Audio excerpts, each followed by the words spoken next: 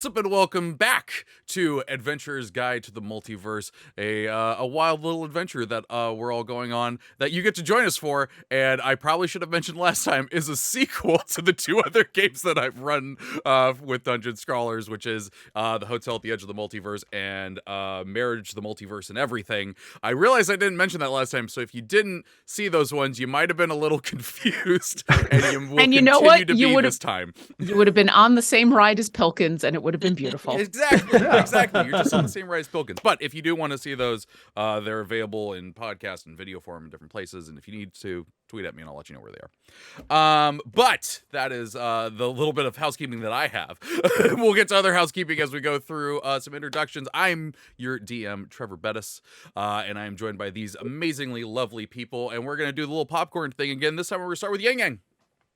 Hey, what's up, everybody? My name is Yang Yang Wang, and Actually, I just realized. No, go ahead. Keep going. I just realized I swapped. I have people wrong in the overlay. So go ahead and talk. And I'm gonna do okay, all right. Hey, I'm Yang Yang Wang. I think I'm playing Pilkins today. Now you are. Now I'm playing Pilkins today. I'm Pilkins now. Listen, no one wants to play Arcana. It took me like 10 minutes to warm this voice up, okay? Yeah, so for this version of the multiverse, I'm playing Pilkins, a person who just wants to be left to his own devices to run his little business in his tiny corner of the big city, but instead he's propelled into this wild, greater, multiverse-covering adventure. And I also want to cover the fact that we're doing a dice giveaway today by phoenixdice.com, so please type in !ticket into the chat if you want a free ticket to win, for a chance to win, a set of dice of your choice from phoenixdice.com. Anybody in the world may enter, so please type in that command. And I'm going to popcorn... except for you. I'm sorry. Okay. Except for any of us here in the stream. If anyone in the chat's name is Rhonda, they are allowed. Rhonda's totally fine. No worries about Rhonda. Yeah, you get extra luck. I programmed the bot to give you extra luck. So I'm going to popcorn it over to Rhiannon. Hey, Rhiannon Held, professional archaeologist and writer of urban fantasy under Rhiannon Held and space opera under RZ Held. I will probably be there to put the link in the chat for my completed space opera novella series. Yay! So check that out. Cool wings and all kinds of stuff. And I'm playing Elisea, daughter of Artemisia. Wants to get out from under her mother's shadow, but is still defined by how she's different than her mother. Who's also a dragon sorcerer. Yeah. Who you gonna popcorn to? Oh, right. Lauren. Hi. Ooh, popcorn. I'm Lauren Urban. I'm the content manager over at Idle Champions of the Forgotten Realms. You can find me on the socials as Obo Lauren. You can find me here tonight playing Orkira Eldrex, who the Idle Champions community would be fairly familiar with. She's a dragonborn cleric whose therapist told her that she needed to spend some time working on herself and to feel like she could value herself over running all over the multiverse, helping other people. And here she is running all over the multiverse, helping other people, because that's the kind of creature she is. And I mean, I guess we're popcorning over to Space Uthal. Space Uthal! I'll take that popcorn. Thank you. St. James here. I'm playing Space Uthal the Disfigured. I didn't. I'm not put going to that do the entire in the title. title. I just put Uthal. Well, that's his name right here. 8-foot tall rogue, the stealthiest Goliath you'll ever see in your life. He is now a connoisseur and collector of fine multiversal liquors. And he's here for the ride. And speaking of collections, I have a trading card game collecting account on Instagram. Heck yeah. Good segue. That was a good segue. I just thought of that right now. Just came to me. This came to me out of nowhere. If you want to follow me on Instagram, it's St. James Collections, or St. James Collection, no S at the end. I do a showcasing of indie trading card games, Pokemon, no Magic or Yu-Gi-Oh, but Flesh and Blood. I've been trying to get him on the Magic side for so long. Been trying. Yes, welcome. Yeah. But I've tried. Then it backfired, and he got me into Flesh and Blood. So I don't know what to do. The perfect reverse deflection. Uno. He did reverse Uno me. Oh my gosh. Yeah. God, he's like, hey, you should play some Magic, and I'm like, okay, hear me out. Flesh and blood. And what he's if like, you played Flesh and Blood instead? So, but yeah, yeah. Oh, I was just gonna say, yeah, my thing's just all trading cards and stuff, and it's all fun. And I'll popcorn to Trevor now. Well, thank you. Appreciate it.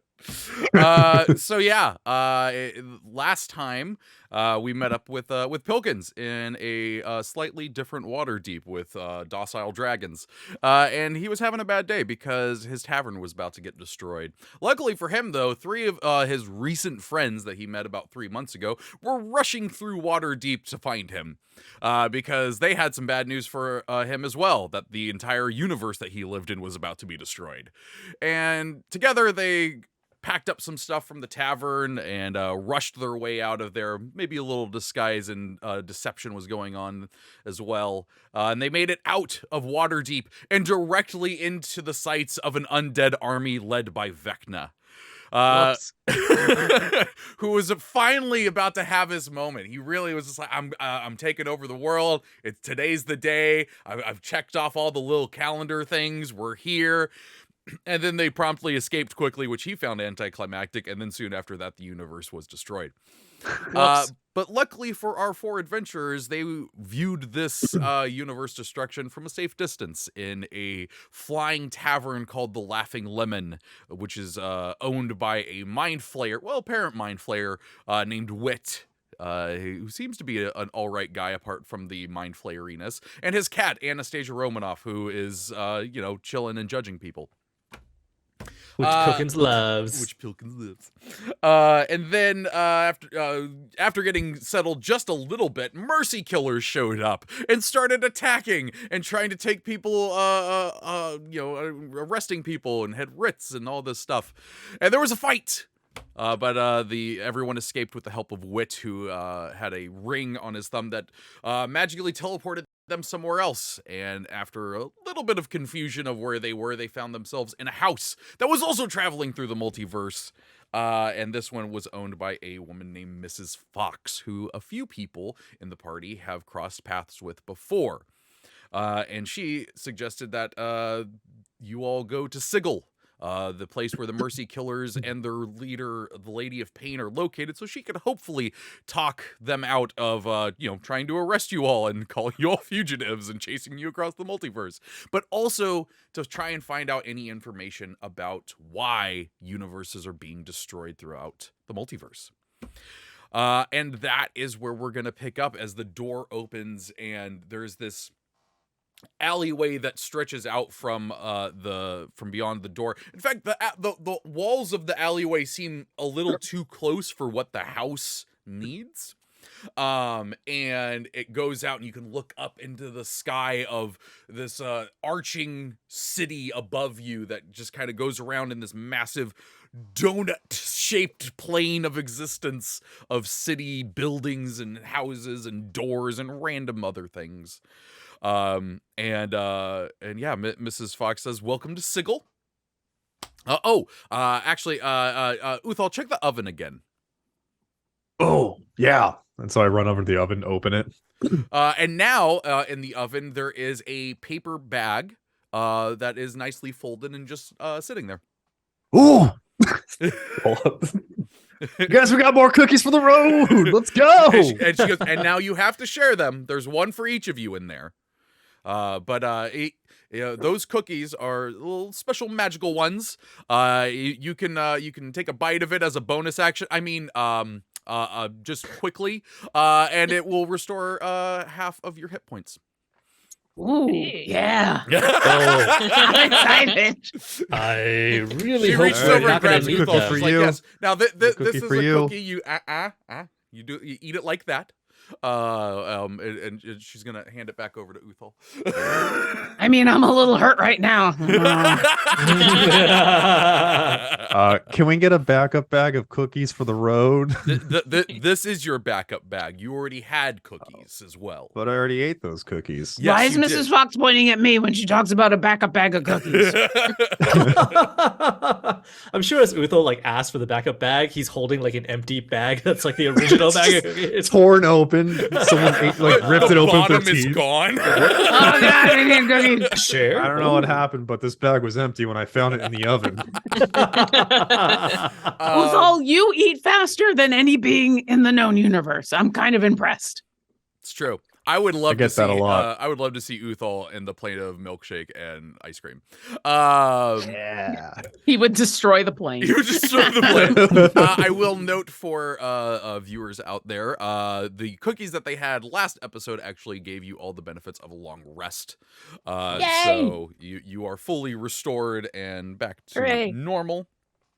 We've also had like 50 long rests in the course of like 20 minutes. I can only watch you all eat cookies for so long until I join in. Yeah, I know. This is if character you're- warm up. This is me warming up Pilkins.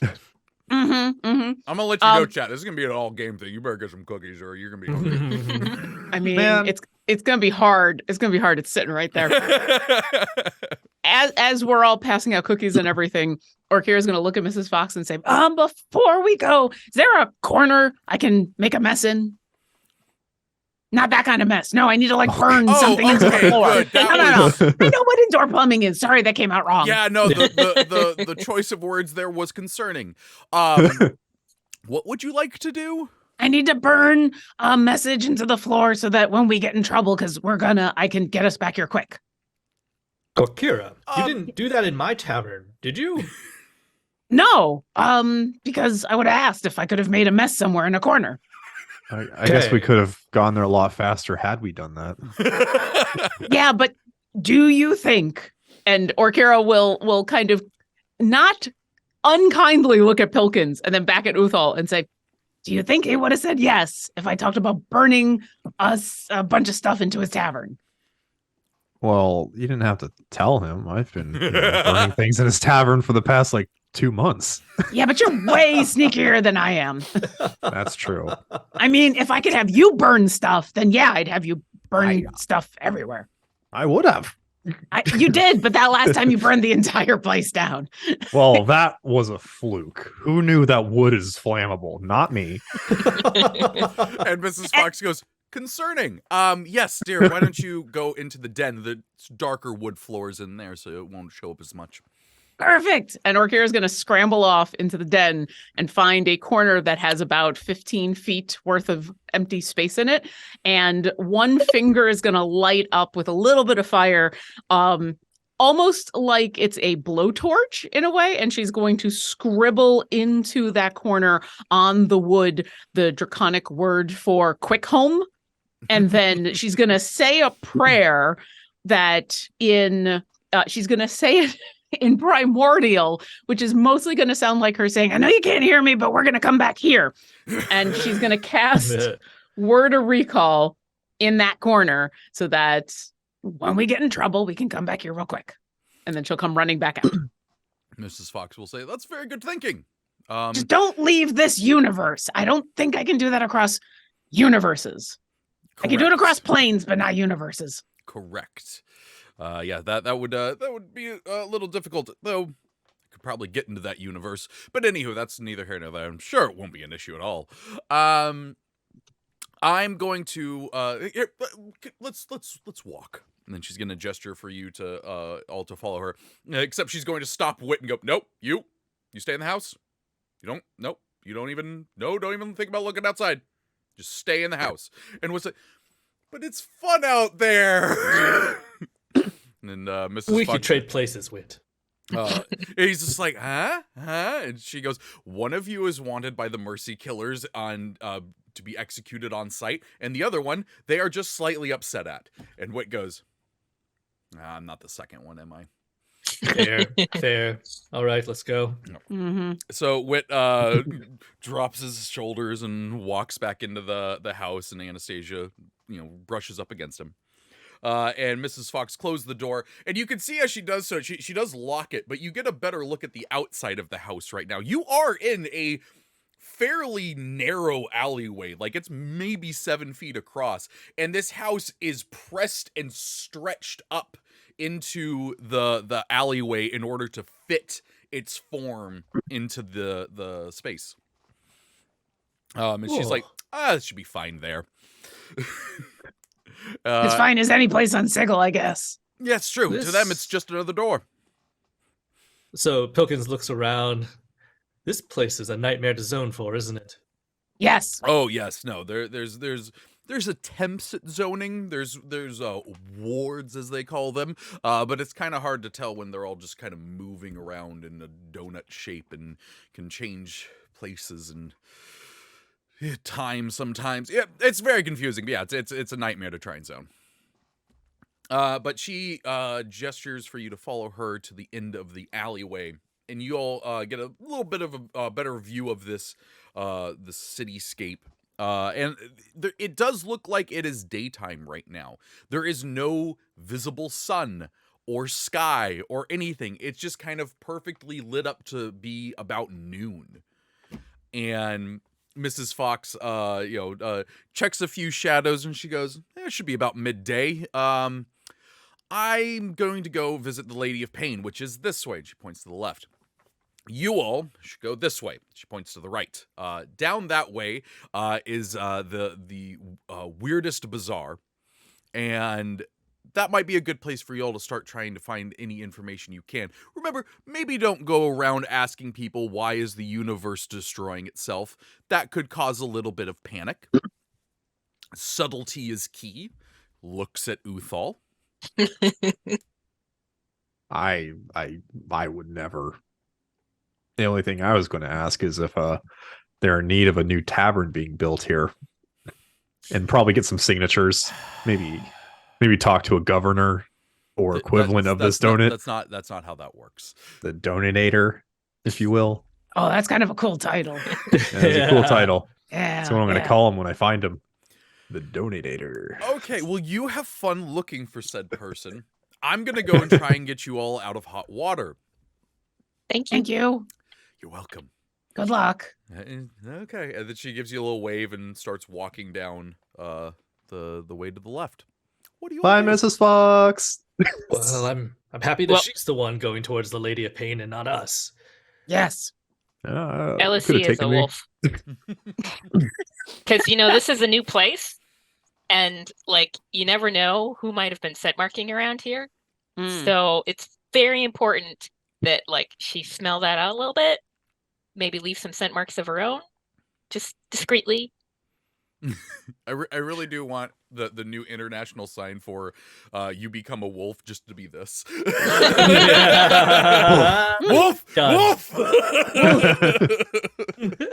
Or Kira will look kind of down at the wolf and smile, and then add everybody else and say, okay, so I know we went over some of the rules, but here's the thing. The people here, they're very good at picking out people who don't belong here or haven't been here for a while. They're really good at it. So just try to watch your stuff, because it's nasty here and it can be really dangerous, but it's also kind of fun. So just be aware that people are going to look at you and know that you're a bunch of Burks, and they're going to want to steal your stuff or All lie I to heard you. was dangerous. I So already don't Alicia like this place. looks, and the wolf has no stuff. So she's like, Well, and that's why I'm kind of happy about that, because they will try to steal the pelt off of you, but that'll be really hard. Yeah, exactly. I'm gonna look at a pedestrian walking away or something like that, and then just tip my hat of disguise and turn into them, but taller. Like, I don't know about you guys, but I'm fitting in.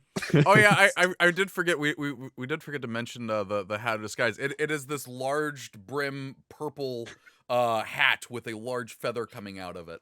It is not discreet in any way. I'm gonna look at Uthal and be like, now that I think about it, did you get that off of a guy named Jarlaxle? Don't remember his name. Okay. But I think I've always had this, so probably not. It might be a different one. Okay. Maybe it's just a style of how to disguise. It's very stylish. Narrator Well, he voice. probably Yes, he did, and he doesn't know it. Oh, that's amazing. That's even better. Thing. That's even better. That is a thing that I have known for like 4 years. Yeah, at this point, I don't even remember how I got this hat. I just know that I have it. Yeah, I remember. It was a story. That was the night that you all danced on a pirate ship to single ladies. And won a contest. Yeah. Wow. Anywho, One day you're gonna have to tell me the full story because that sounds amazing. But It's a great one. we should probably go to the weirdest bazaar first. Yeah. Yeah. Are there deep shadows? Like, are there just shadows anywhere in this alley? You said that it was like lit like the noonday sun. The way the lighting is right now would be about noon, so it's kind of directly down on you. The shadows are Okay. smaller. Oh wait. Anything else Well- before heading to the bazaar? Since No. I lived here for a little while, do I recognize what the weirdest bazaar is? Is that the actual title of this bazaar, That which is would the- not that is the surprise me? title. I Yeah, thought. you've heard of it. You may not have been there. You know, it's one of the smaller market areas, but it's probably the closest one to where Mrs. Fox landed. Okay. So yeah, I'll start to lead us in that direction, but even though I'm not going to be flying, Orkira's going to once again be on hardcore Overwatch because she knows how dangerous this place is. Just imagine the XCOM Overwatch symbol just pops up over Akira's head. Pretty much.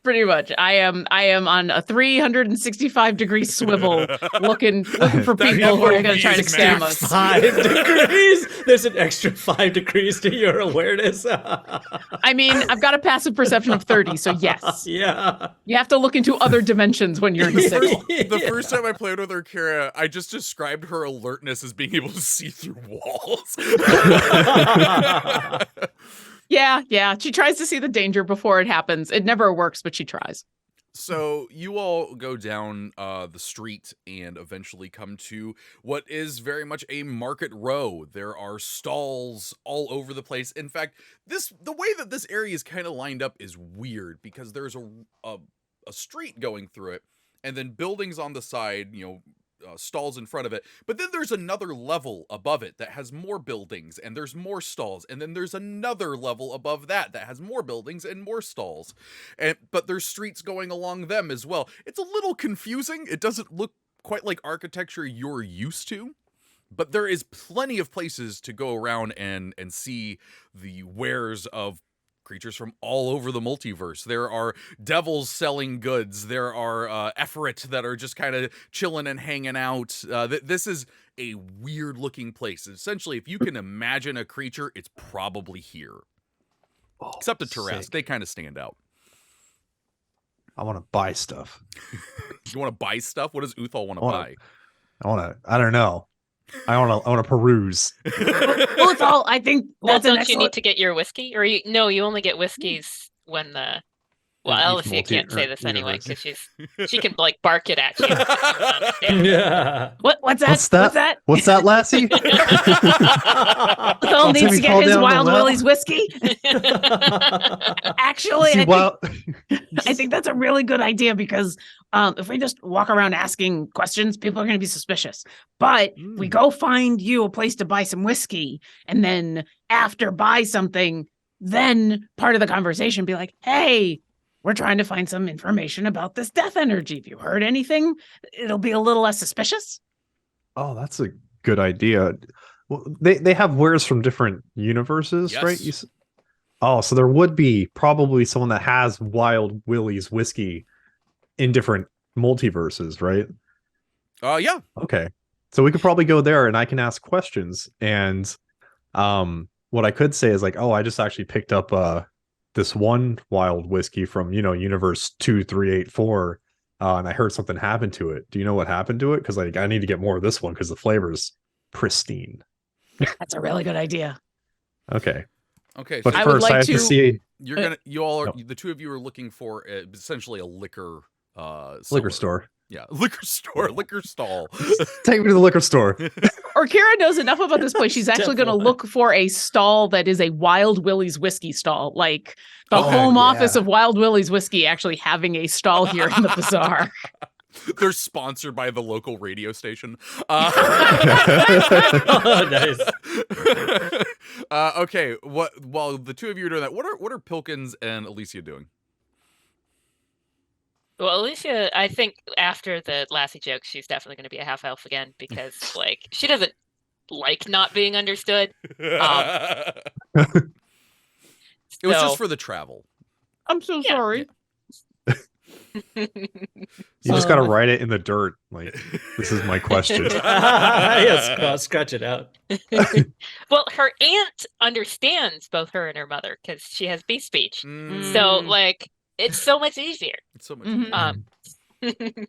Yeah, so I think Pilkins, after seeing Alicia come back into half-elf form, he would approach her, and I assume that they're still both standing on like the edge of the marketplace. Yeah. Whereas like Uthal and Orkira like rushed ahead. Mm-hmm. I wouldn't have rushed. I mean, I'm assuming we're all going to go in the same direction, but if you decide to peel off, that's fine. But, if you'd like to follow us, if you want to follow us, I think staying together is a good thing. But unless you've got a different idea.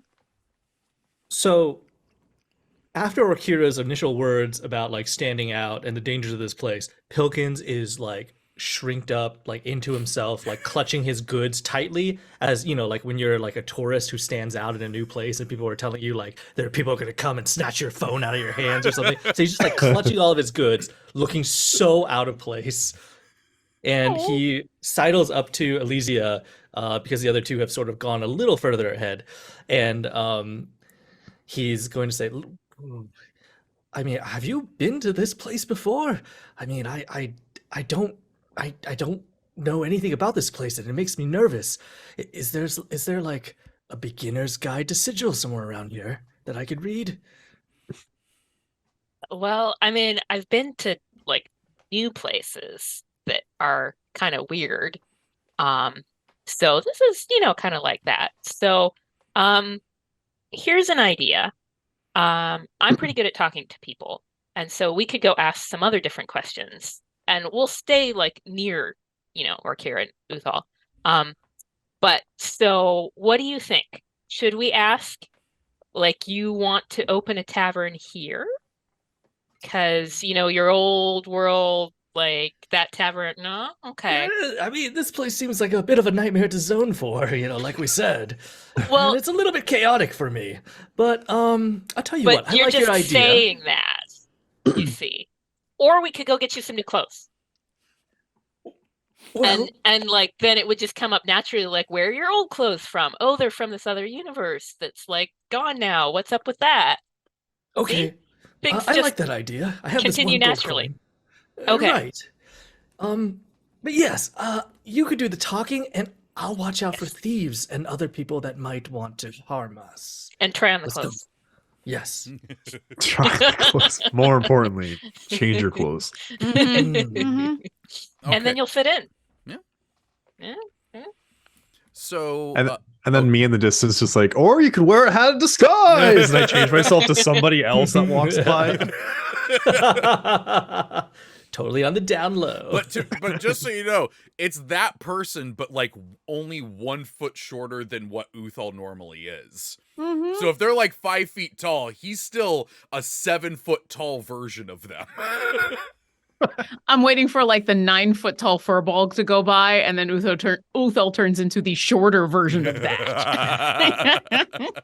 Well, if they're 9 foot, I think I could still go up 1 You foot. still right? can't go 1 Yeah. foot. So I'm yeah. fine. Yeah. You could just be a little bit shorter, but like the height just keeps going. They're 9.5 feet tall, and you're just like, oh man. Okay, so you don't find a Willie's Wild Whiskey stall itself, but you do find a stall that does have a wide variety of liquor here. And there is an old tiefling man that is manning this stall. He has these massive horns that come back and just point back behind his head, and he's just kind of cleaning a few bottles here and there. All right. I'll walk up to it and just be like, hello, sir. I was curious if you had a certain whiskey here. I've got a lot of whiskeys. This is the finest whiskey that I've ever had. It's called Wild Willie's Whiskey.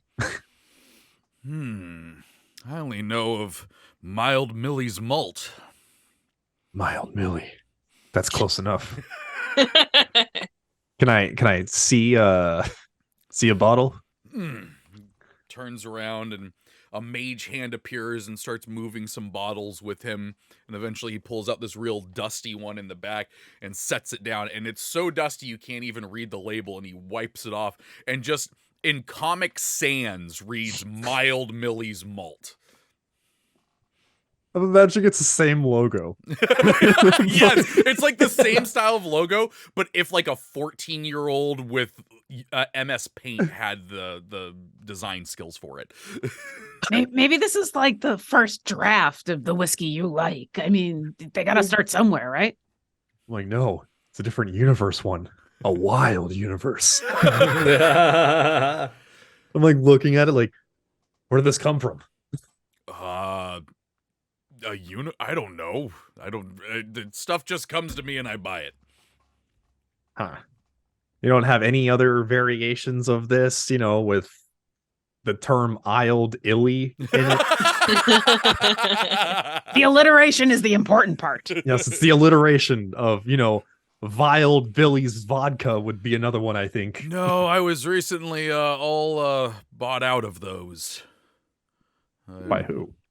Oh, a group of people. Seems like they were going to have a party or something. We have to find this party. But we should buy something first to bring to the party that's only nice, right? Oh, don't worry, I brought some malt. Real quick over at the other stall, which we'll say is like 3 stalls down from it. What outfit does Pilkins come out of the dressing area in? So he comes out of whatever Alesia chooses for him because he refuses to choose anything himself that does not exactly match what he's already wearing. What a way to pass that improv. It's like, actually, you do this one. No, but like that is exactly what I assume. He looks for the exact same outfit that he has on already, and he doesn't see it. So Alicia, what outfit would you have put him in? Okay, so not a ruffle to be seen. Sorry, Pilkins. But so she's gonna try to work up to it. So it's brown, like you can see in her soul. She's like color, but no, it's a brown outfit, but it's a really like snappy cut. Got some tailoring and like some little bit of interest and like some shaping on the collar. So like sober, but interesting. So like a real cool ranger outfit, essentially. Yeah. You come out and the gif that is the patron of this stall is just like, oh, that looks pretty good. Looks pretty nice. Yeah, it's not bad, I admit. But like, people can see a little bit too much of my neck here. There's a little bit of neck showing, and that makes me a little uncomfortable. Hang on, I know the perfect thing for this. And he goes over and he grabs this very colorful, very flamboyant scarf that has this iridescent movement of color in it. And he comes over and he stuffs it in the neck of your armor, and it's just this really like bushy ascot, essentially. Looking good. Yes, I suppose it fits all of my criteria. How much is this outfit? Oh God, I'm trying to think of what they would do in Sigil for this. He is going to say that that outfit will cost either 120 gold or 3. Hang on. I'm trying to grab this random thing. I was just gonna say, we'll just say 3 alien skulls. I don't know what kind of there, but just I imagine that they do weird bartering on Sigil as well. Well, I'm a little short on alien skulls. I don't know about you, Alesia. So can Alesia's roll like a persuasion?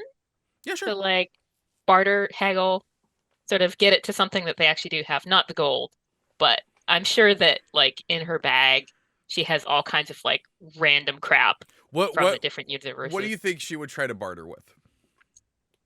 I think that what she would do is she probably has some kind of like, I don't know, decorative like string of bells or something. And so she Okay. would spin this yarn about how these were sacred to somebody or other, and when they ring, it casts your mind to blah blah blah. Like she has a whole thing. Yeah. Like she has a very high persuasion. So Okay, go for it. that is 21. Ooh. Nice. The GIF takes them and is oh yes, these are very nice. I could string these along many pockets and confuse a few customers. I'll take it as an even trade. Thank you very much. Speaking of other universes, like where I got these bells, have you heard anything about like some of them disappearing? You know, because if I was to go back and try to get more bells, like I think that one, I heard that it disappeared. It was really weird. The GIF gets a confused look on his face and starts to think. And while he's thinking, we're gonna go back 3 stalls down. I believe you were looking for a nice type of liquor. What would you be? What are you trying to get? You mean Millie's mild malt isn't nice? Well, I think Orkira was like, we should get something like like a little nicer. Okay. Well, I think Orkira is just we should get that, but then I wonder if, is there anything else? Maybe you should expand your drinking options. Maybe as we travel around, you've got a whiskey you're looking for. Maybe now you also look for a vodka or a beer, to get something else.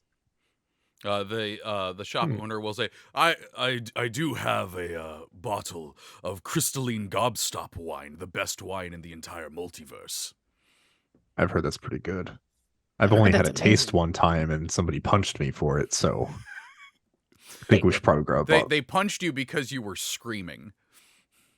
Well, that's beside the point. Why were you screaming?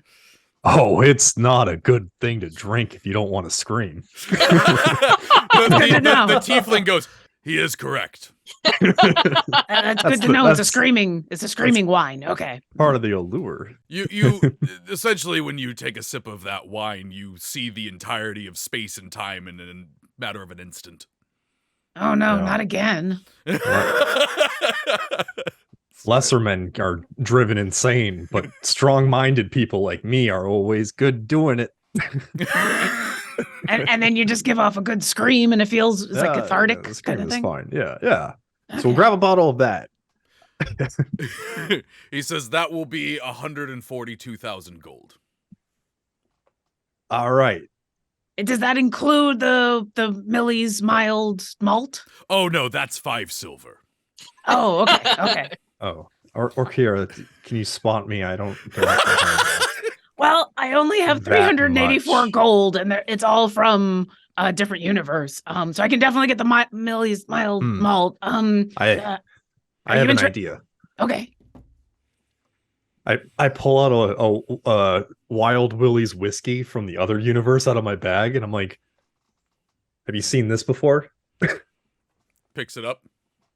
Yes. Oh, interesting. Because I think Uthal, isn't that from one of the universes we tried to go back to that wasn't there anymore? Yes, I try to go back because this is my favorite universe that it came from, and I was curious to see that it no longer existed. So these are no longer being made anymore. Now that is interesting. It is. I have quite a collection of some of these fine liquors. Yes, you can tell which universe is from. See the bird on the label that's blue? It's the only universe there's where it's blue. So it's interesting. Oh wow, I didn't even notice that. Mhm. They all look the same to me. As we're like leaning over and looking at this bottle, I'm gonna pull out. It's a gold dragon from Waterdeep, but she does have some gold. I'm gonna pull out 1 gold piece and slide it across, and I'm gonna say, "Well, we'll definitely take the mild Millie's malt, but do you happen to know what's been going on? Because, like I said, we try to go back to this universe that's not there anymore. Do you know how it disappeared?" So at this point, Orkira is doing the investigation thing, and Uthal, you're just you're kind of taking a step back to let her do her thing, and you're looking around. and you spot something strange. Moving, not just strange, but familiar. Moving through the crowd of people down the way to your right, you see someone that, would stand out in any normal situation, but here in Sigil, just kind of par for the course. However, to you, there's something striking about them, and that's that you recognize their outfit. It's this sort of Mad Maxian style to it with these red highlights, and you recognize this as almost exactly the same outfit as the people you fought the first time you were in the hotel. Interesting. Who I'm gonna look at were called the Null. the Null. I'm gonna look at Arcana and just be like, there's something I have to go check over there. These guys do not seem like kind of something interesting that we should probably go look into. You wanna pay the guy and try to get our fancy bottle of wine, and I'll go do some reviewing. Yeah, I mean, I can get the millies.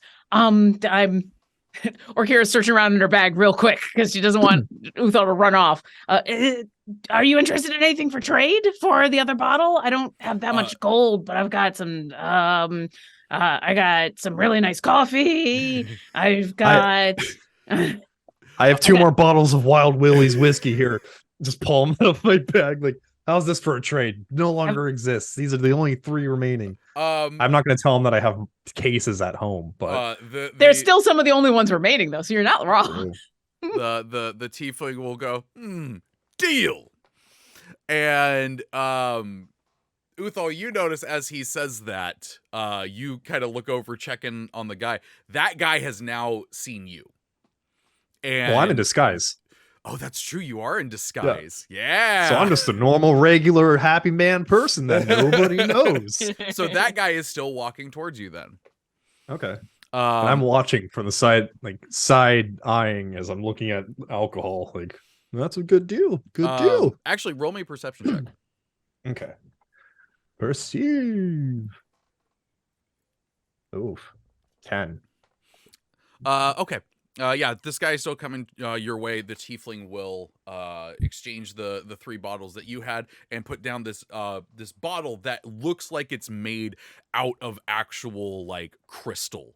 Nice. It is. It's got it's essentially kind of like take a diamond, take that form factor of a diamond, and make it into a bottle that has this iridescent color reflecting off of it, and a liquid inside that looks off. You don't know how. It doesn't move right in physics.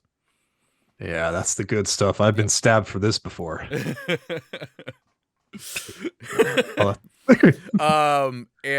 yeah, so that guy though will get within range of you.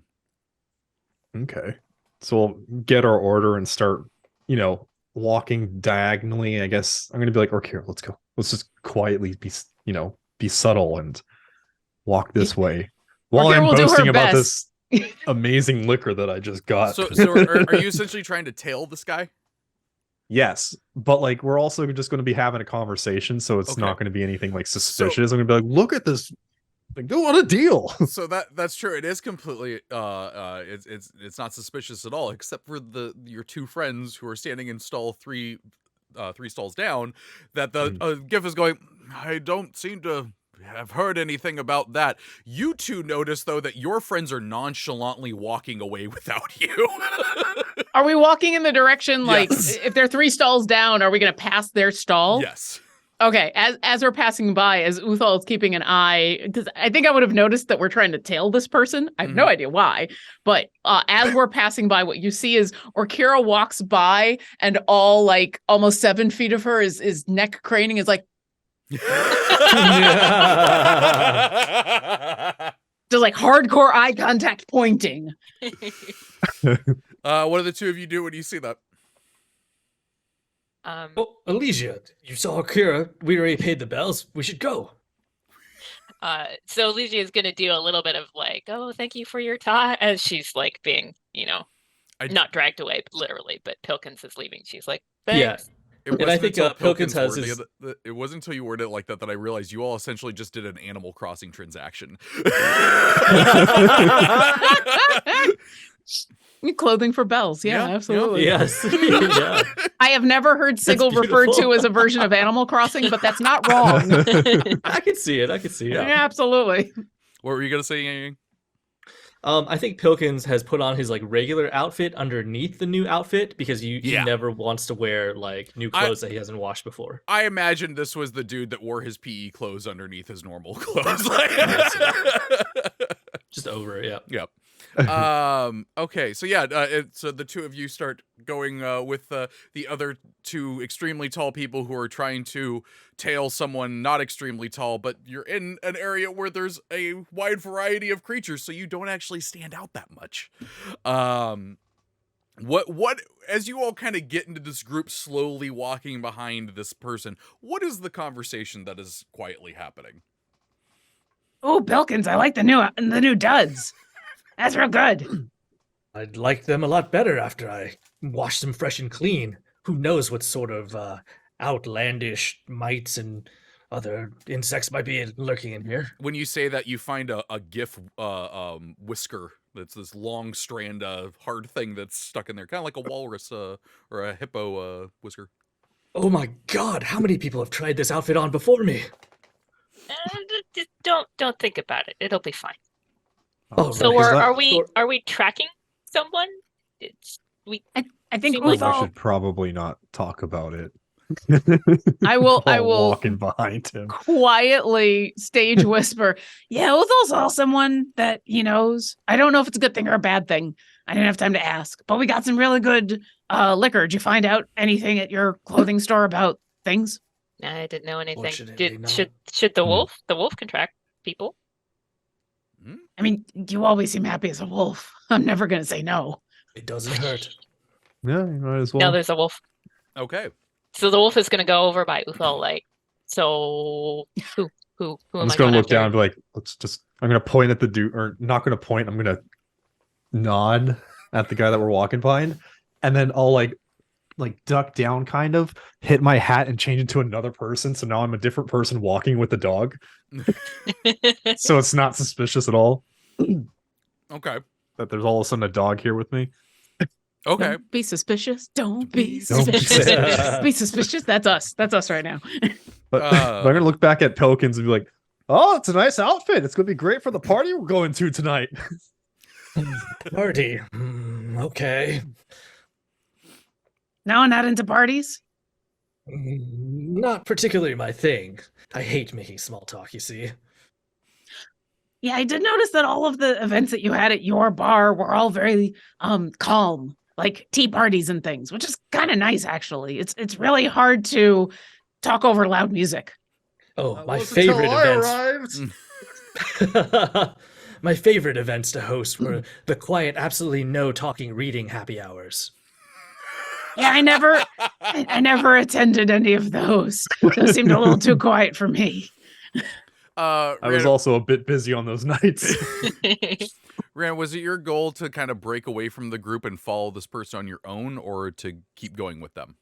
Well, so it depends. I don't quite have a sense, like, because he's trying not to, like, point him. Mm-hmm. So it seems like Alicia might not know, like, quite who she's focusing on. Tell you what, give me an investigation check. Okay. Actually, well, no, not yet. Yeah, just give me a straight investigation for right now. Do you by any chance know thieves' camp? Probably not. Curious. Okay. That's the 15 on the investigate. Okay, you've got a good gist of who it is. You're like, okay, weird Mad Max dude, got it. Okay.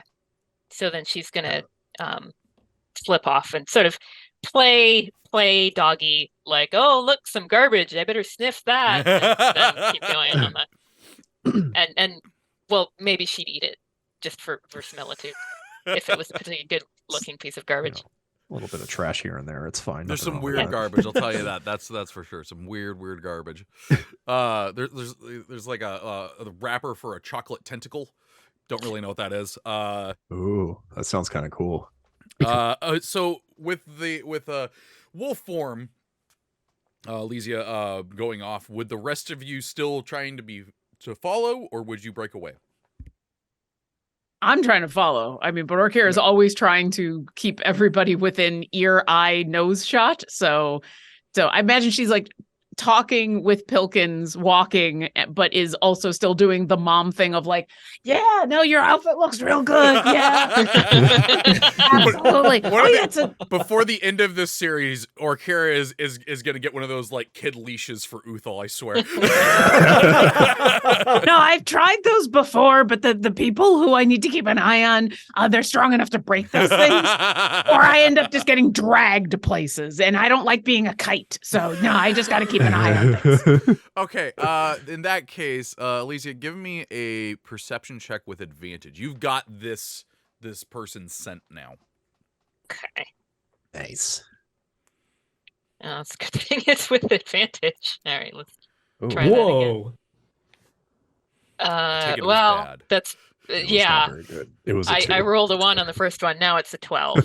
Okay. I mean, that's very better. Um, Right? Okay, a 12 is good enough for some info. So essentially, this person turns down a wider alleyway, and it turns into what seems to be kind of more of a industrial looking area. And as you do, this alleyway is kind of empty. It's not as easy. Like, you're a dog though, so like you're still sniffing around. You're inconspicuous. You're not sure about the three behind you who are about to turn the corner. However, just as they do, you pick up the scent of 3 other people that smell like this Mad Maxian dude higher up, possibly hidden. You don't know where they are, though. Whoa. All right. She's gonna sort of quickly jog back to the others, and we'll see if we can do this in like mime. We might have to. Oh, I want to see it. Let's go. Oh, this is amazing. Let's do this. So first, she's gonna sort of like shoulder check Orkira's legs Ah. to get her Oh, attention. hi. What's up? And then she's gonna bark 3 times, and then look up, sort of like point with her nose, like she's not quite sure where they are, but she'll like point to sort of like vague 3 different places. I think And then she's Orkira has gonna no look idea. I think Orkira has no idea what the barking is. Maybe it's just an attention grabbing thing, but the pointing with the nose, she will do one of the what? Give me an investigation check there, Orkira. Me? Yep. It can't be a perception check? I think he picked investigation for a specific reason. Yeah, I did, but there will be a perception check later. But for this one, let's try that one. All right, that's fair. That's fair. I still rolled okay, 15. Nice. Okay, you're getting the gist of what she's trying to tell you. So yeah, now go ahead and give me a perception check as you look up. Okay. That's a net 20 for a 35. Holy Nice. Jesus. Heck yeah. Yeah, I told no, you, she got her head on a mom swivel. It's well, she's also got a heads-up display because 3 targets light up on the roofs around with little like red markers above them. One hand goes out and like gently taps Pilkins, because I know that Pilkins doesn't like to be touched, but in this case, things need to happen. The other just grabs Uthal's shoulder and does a. I think we went down the wrong alley. I know we were trying to get back to the house, but did we take a wrong turn somewhere? And you'll see she's obviously now concerned. As she's trying to be subtle, but is not very good at it. Well, they said the party was down this way, but I guess maybe I got my directions confused. Man, I certainly wouldn't mind going back to the house. Pilgrim's is like, yes, please, let's go. Yeah, because this just feels like the wrong way. And Orkira is very noticeably looking up in the direction that the wolf was pointing at, and then looks back at Uthal. And without like moving my head, I'm just like kind of just peeking upwards, just seeing if I could see anything. Okay. Well, Give me a perception check. We'll see. Well, you don't have the awareness that Orkira does, so I'm do gonna need to not. roll for it. Did you do Well, I a still wolf got a and a 21. dragonborn Oh, doing a nice. point? So Yeah, no, Uthal, you clock the 3 people up top as Okay. well. Perceive them. All right. Well, yeah, let's wild. Yeah, let's go. Let's go figure out where to bring this freaking sick bottle. we should probably By put the that party. in a less conspicuous place. Oh, right. I'm gonna switch it out with the malt. There we are. No one's gonna steal this. This is basically I've had this before. Yeah, It's trash. It has a +2 to aversion by way of Comic Sans. This Yeah, the actually crayon is poisons not you. appealing. It's not appealing, no. It's like bathtub moonshine malt liquor. From Mild Millie. So what are Mild you all? Millie. What are y'all gonna do now? We can turn the corner and maybe kind of get somewhere to group up and discuss what we're gonna do, because it seems like that's the way we want to go. And I'm like, so I'll tell them, Would you like me to That guy- Would you like me to give them the overview for Uthal? I will tell them the overview that the narrator tells us. And we So- get around the corner and then stop, and Uthal's like, "Okay, story time." Allow me to paint All right, you a guys. picture. And I'll turn my hat into that of like an artist with like an easel. Bob Ross. Yeah, Bob Ross. Bob- Let me Yes. paint you guys a picture. 7 foot tall Bob Ross is now standing in front of you. Yeah, As real he paints you buff. this image. This And is my real favorite dream buff. ever. Just 7 foot tall ripped Bob Ross. Buff Bob Bob is my Sloss. favorite artist. Buff Bob. Bob, So, Bob. Uthal essentially tells you that the first time he was brought to the hotel at the edge of the multiverse, it was to save it from a group of individuals that were trying to essentially destroy it. They were called the Null, and these people had kidnapped a child that was being protected in the hotel named Zenetha, who was the Lady of Pain's daughter. And she was placed in the hotel for protection. If you're Googling it, that she doesn't exist. I made that one up. No. Lauren is hardcore taking notes because Orkira can remember things way better than Lauren can. That's true. And Zenetha was going to essentially be used to, gain persuasion over the Lady of Pain, and they were going to kind of blow up the place on their way out, and they had essentially attempted to destroy the hotel at the edge of the multiverse. And these people are dressed in the exact same way as the people that had attacked them that time. So I'm thinking we can get in the good with the Lady of Pain if we just go kill these guys, figure out what's going on. I mean, if we want to figure out what's going on, we probably need to talk with them first before We can the killing. leave one of them, I guess, alive-ish. I mean, we can talk to them after they're dead too, but I only get 5 questions. Really? It was Yeah. like, this avenue's never been open to me before. That's a lot more questions than I've ever had. Well, and you kind of have to convince them still to tell the truth, because even when they're dead, they might be chatty, but they can still lie. So, I mean, are you sure that just because they're dressed the same way that they're involved? It seems coincidental, you but are Uthal sure. Yeah, I'm Uthal sure, which is like 35%. No, I mean, for Uthal, that is 100% assurance. There is no doubt in your mind. Yeah. He remembers it, so he's sure. So the half elf is back. So Alicia is going to be like, well, I mean, so talk then, fight.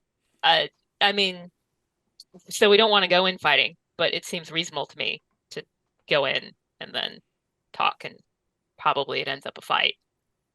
I mean, maybe just because they're dressed the same way doesn't necessarily mean they had anything to do with those people. But I mean, the people that we were tailing, were they moving in the direction of Mrs. Fox's house? Yes and no. You were going back the way you came.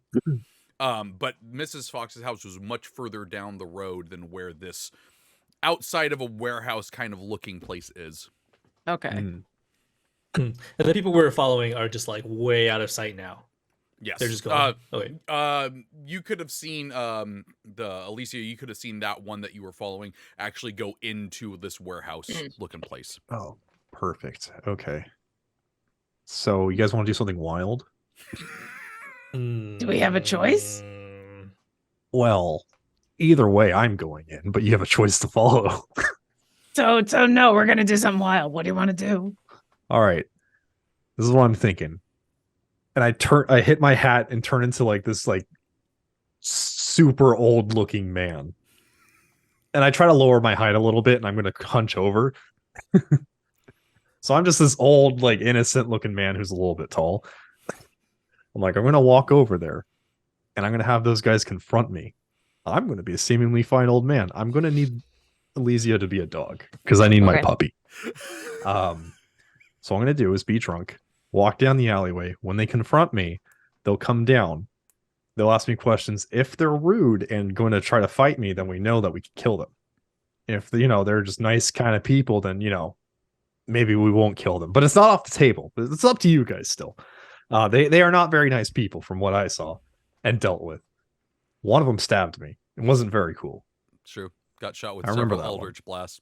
But you threw that one in through a doorway that just led into a giant mouth. So, it's payback. Good old days.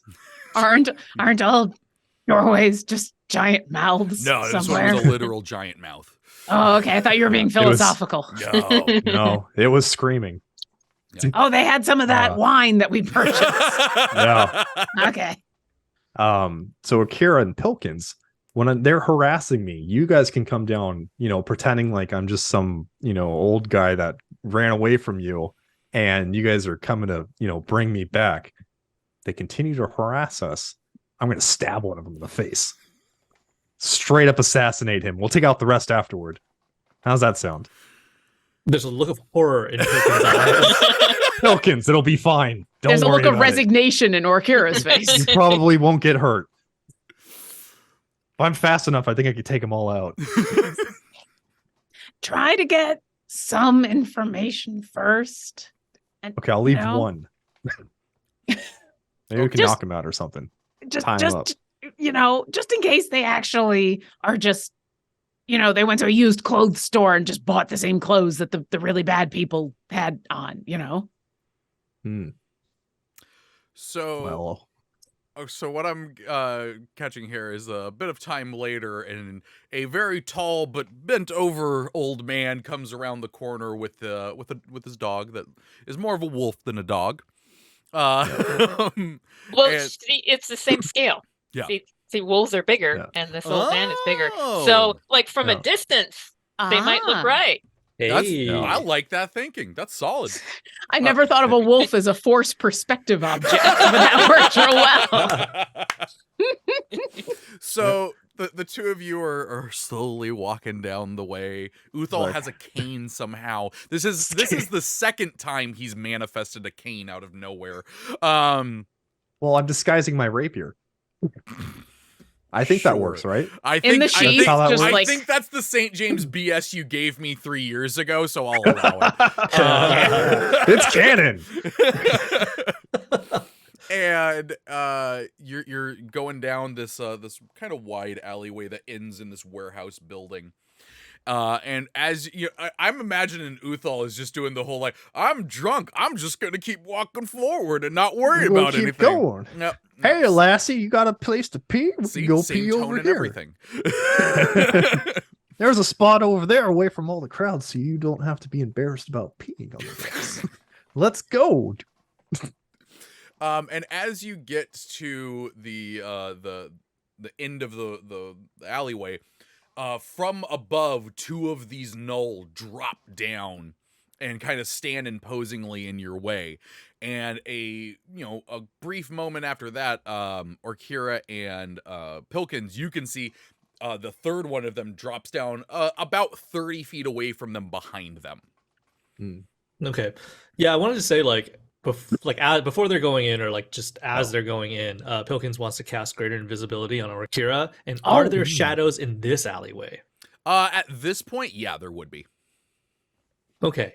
Yeah, so Pilkins pulls Orkira over and he says, I'm not sure I'm okay with this idea, but I'm willing to just play along and see how it goes. I feel the same way as you. Okay, I think it would behoove us to be a little stealthier in this case. So, do you mind if I make you invisible? Oh, that'd be awesome. That would help a lot, actually. Orkira's like, big fan. So he like taps her on the shoulder, casts like greater invisibility on her. There is a greater invisibility Orkira with wings that not even her fire will give off light from. This is, now that I know to expect it, it's so cool. But what are you gonna do? And then he like spots a shadow over in the alleyway, and a look of relief goes over his face. Being a ranger, like an urban ranger, he is absolutely used to like hiding in the shadows and the crowds of the city. So he steps into the darkness. And do you have dark vision, Orkira? No, I just have a really high passive perception. I don't think. Actually, wait, hold on a second, because the Dragonborn changed. So. Oh, I don't know if they gave them dark vision again, though. Let's just say no, because I don't believe she does. She just has the really high passive.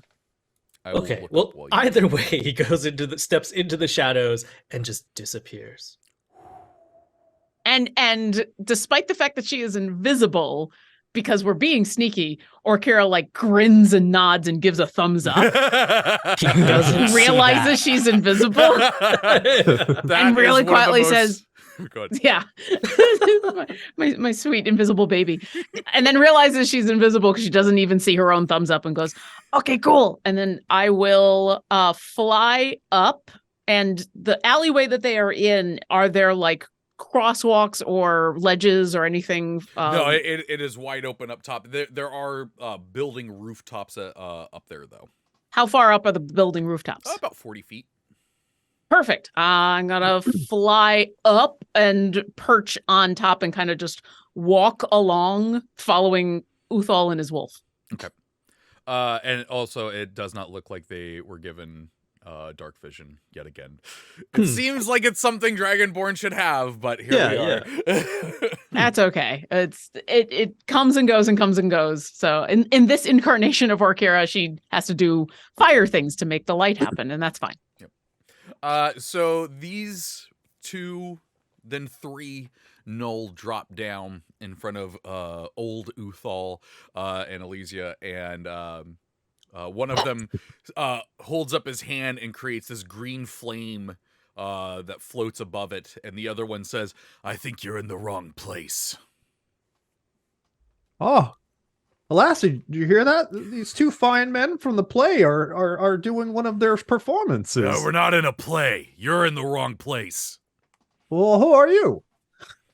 I walk around these streets all the time and no one ever stops me. We have just me and my pup here.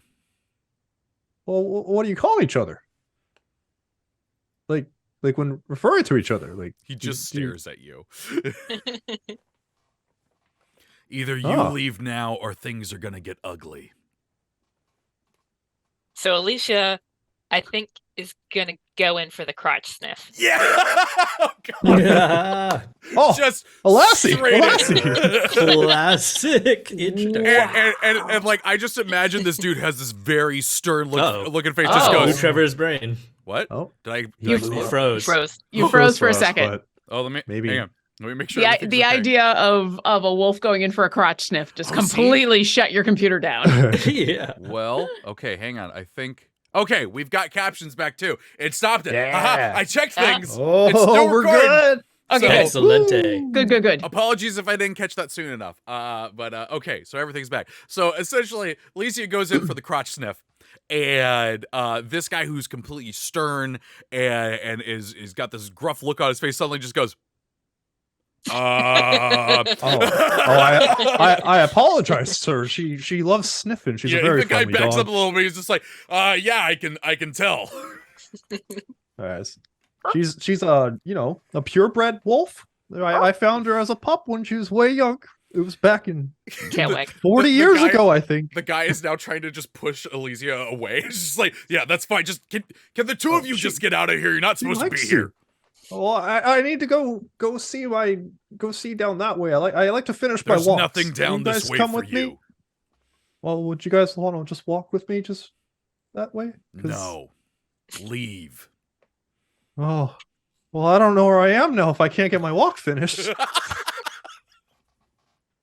Alicia's Whoa. gonna start pulling for that direction. So okay, I want well, we gotta go this way. She has to pee. I want Uthal to give me a deception check. I want Elysia to give me a performance check. Deception. Let's see. Oh, 25. 13. Ah. Okay. Luckily, Uthal is fast talking in an old man tone enough that Elysia, you're kind of getting a little bit ignored in the moat. He's still just kind of trying to push you away. And the guy's just, if we walk with you to the end of the alleyway, will you leave? Oh, yes, kind sir. Can you hold my arm so I don't fall? the one of the Null looks at the other one, the one that's holding the fire, and he's just like, Sir. The floors are all wobbly over there. I don't want to hurt myself. the guy is just like, he holds out his arm. Oh, thank you, kind sir. And and then you all hear from halfway down the alleyway, the other Null go, "What?" Orkira makes a mental note of the one that held out the arm because if things go bad, that's the one she wants to make sure is fine because now he's been kind. So that's the one she's He's a going very to nice dude. be very, very conscientious of. So he'll start walking you back down the alley. The other one puts out the flame, just like, I guess I'll walk too. And when you get when you get to the third one, he's just standing there like this. Yeah. What? And he just kind of watches you all go by. I will say, you are now all walking towards the other two invisible people. You have about 15 feet. You all don't know that they're there, but they can, the invisible folks, you can see them coming towards you. Is there anything you would like to prepare to do? Oof. I mean, Orkira's just focused on the nice one because she's got something prepared in case things go bad. But unless we're going to chat with these people or quote unquote interrogate them, like she's just kind of crouched over the side of the roof. And if she wasn't invisible, she'd look kind of like an awkward looking gargoyle, just watching and listening and kind of every once in a while doing a little look around and is just kind of waiting for Uthal to ask a question that's going to cause answers. But no, otherwise I'm focused on the one he's holding an arm with. Pilkins. I can't imagine Pilkins is planning to do anything other than to stay hidden. Yeah, but he's like clutching his stuff, just shoved himself against the side of the Even wall. though he's invisible, he's just like, don't steal my stuff. Yeah, don't steal my stuff. No. Okay. This is the correct response. Yeah. And he's so he's so nervous about potentially being an accessory to murder that he doesn't he's starting to feel really queasy and the adrenaline's starting to run through his body. So he's just popping like good berries like nonstop, trying to calm his stomach. I love calm his this nerves. so much. Uthal, So good. you have now passed the third person. He's just staying where he is, confused. What do you do? I'm just gonna look and be like, oh, hey there, little man. You gonna come join us or yeah? Please don't murder him. Please don't murder him. The third guy's like, no, I'm not. What the hell are you all doing? And the other guy just goes, if we just get him to the end of the alleyway, he says he's gonna leave. Yeah. What do you guys got over here in this fancy warehouse that you guys are hanging out at? You guys a bunch of hooligans? At that point, the third one pulls out a scimitar and he says, those are the type of questions that get you killed. Well, that's not very nice to talk to an elder that way. I'm just trying to see what you hooligans are doing. We're not hooligans. Just forget we're here. but I see you. The third Surprisingly guy creepy. is at this point is just like, get this old guy out of here, or I will kill him. You want to kill an old man, would you? I absolutely would, and not even blink about it. Oh, can I ask you a question really quick? Can you No. I just want to ask something. The guy that has his arm out is just like, just let him ask the question. I'm just getting tired, and I'm just can I ask you The something? guy comes over, scimitar's still out, and he goes, fine, what?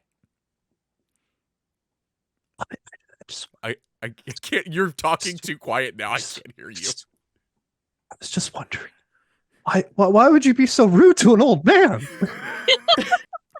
Because that's not very nice. I take my hat, stab him in the face. All right, we're rolling attack with advantage for having the surprise, which will then, of course, give you sneak attack. And What? assassinate. When Oh that's my done, God. I'd like my thing to go off that I've been preparing. Okay.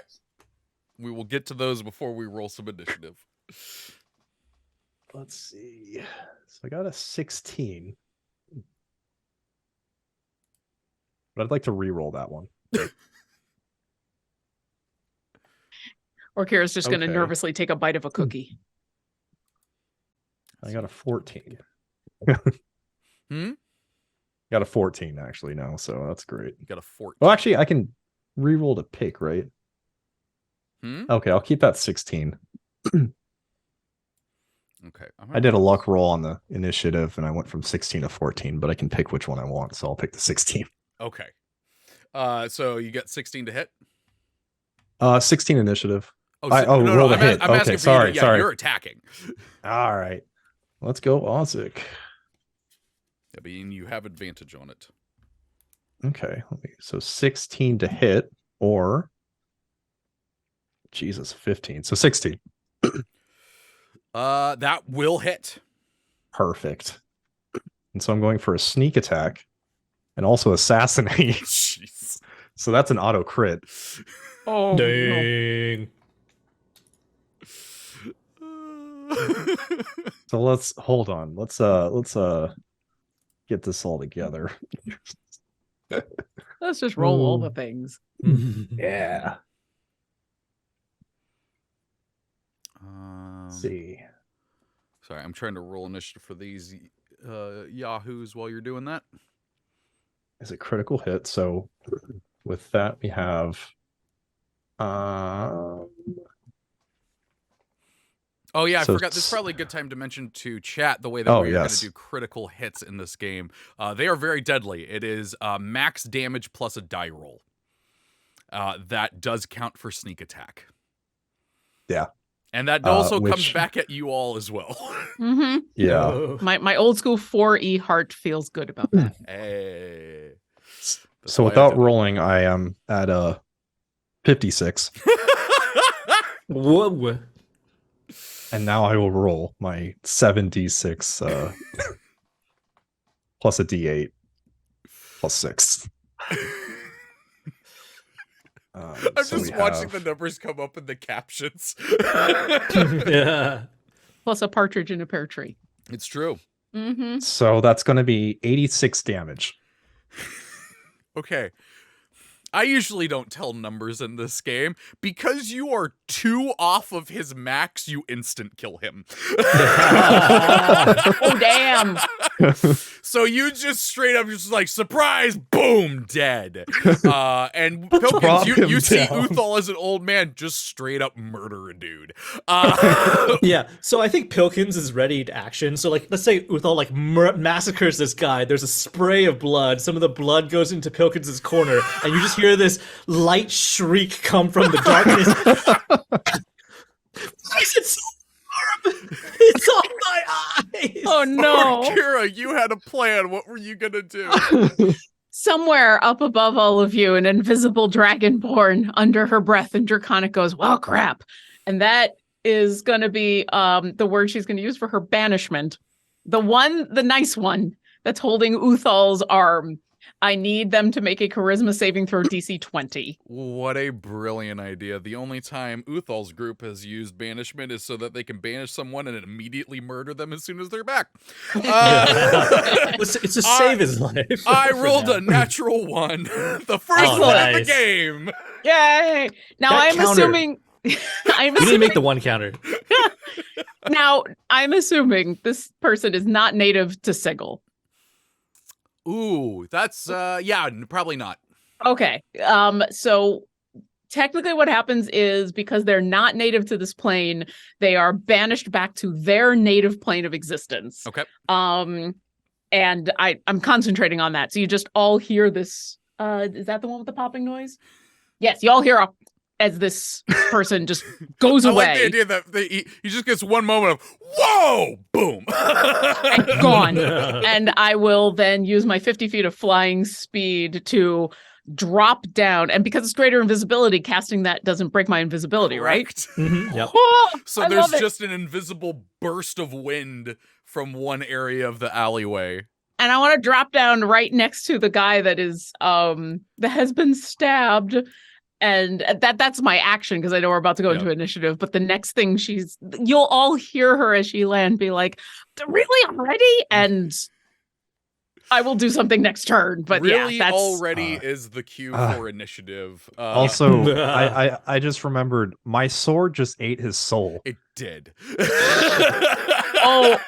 Okay. Well, Orkira doesn't know that, so something is going to fail. So you're hearing a weird straw noise from his head. It's just like, and then the sword just from kind the of sword, you just hear nom nom nom nom nom nom nom nom nom. nom nom nom nom nom. Uthal, So I far heard you the- got a 16 for initiative. Yeah, I got that. Pilkins, what'd you get? 14. 14. Alicia. I got a 20. Ooh. And Orkira. I got a 4. 4. All right, Alicia, you are up first. There is one person now who isn't stabbed in the face or banished, and he looks like he's reaching for a scimitar. So it actually hasn't come up before, the turning back into a half elf because she was the wolf. Does that take the whole action, or is that something? We'll call it a bonus action. I don't know Okay. for sure, but we'll just call it a bonus action. She was thinking in her head like what she's going to do when she turns back. So she knows what banishment sounds like. So she's like, good. And so she's going to lightning bolt at the one that's left. Oh my god. I mean, her damage good. spells, like, she's got a bunch of different stuff, but like lightning bolt. The dog suddenly becomes a woman, and then boom. That is a 15. Let me see. So that would not do it. 17 is All right. He's gonna take some damage. Oh shoot! I rolled the damage and then like it disappeared because I think it was 32. It was a 32. Yeah. Okay. 32. All right. We all remember because it was an impressive number. It's like, Yeah, I'm just like, oh Yeah. my god. All right, that is a good amount of damage that just strikes him, and he's very surprised. Are you gonna move at all, or are you good there? Yeah, I'm good here. Okay, Uthal. Yeah. Last dude was shot with a lightning bolt. What would you like to do as an old man?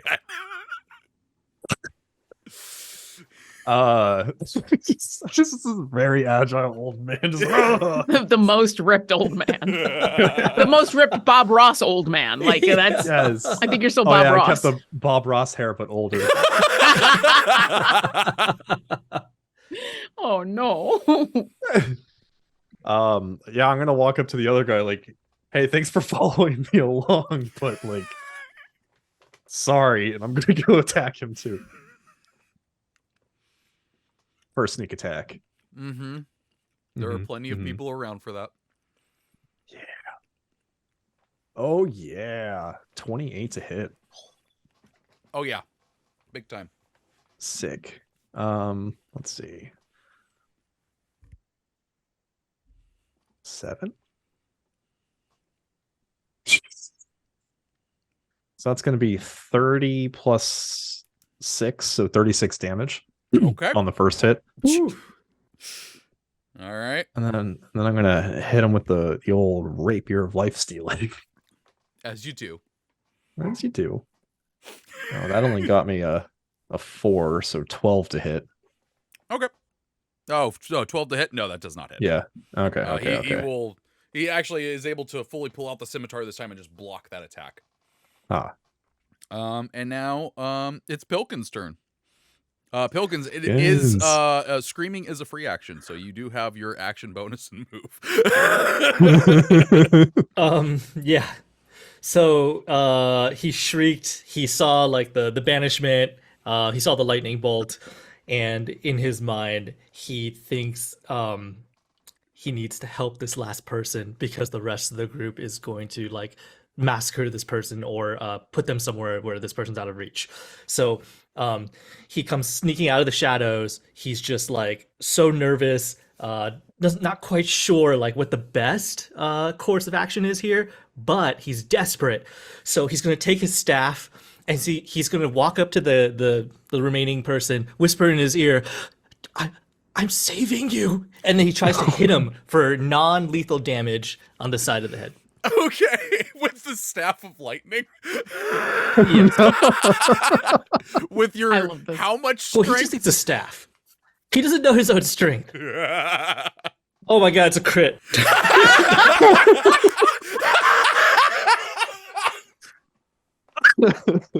Oh, poor Pilkins. He's going to explode. Max damage plus Keeps die happening. roll. Oh my god. But Okay. non-lethal, right? I will Non-lethal, get exactly. to that. Oh my god. I'm gonna be so bringing that's so many people actually- back from the dead.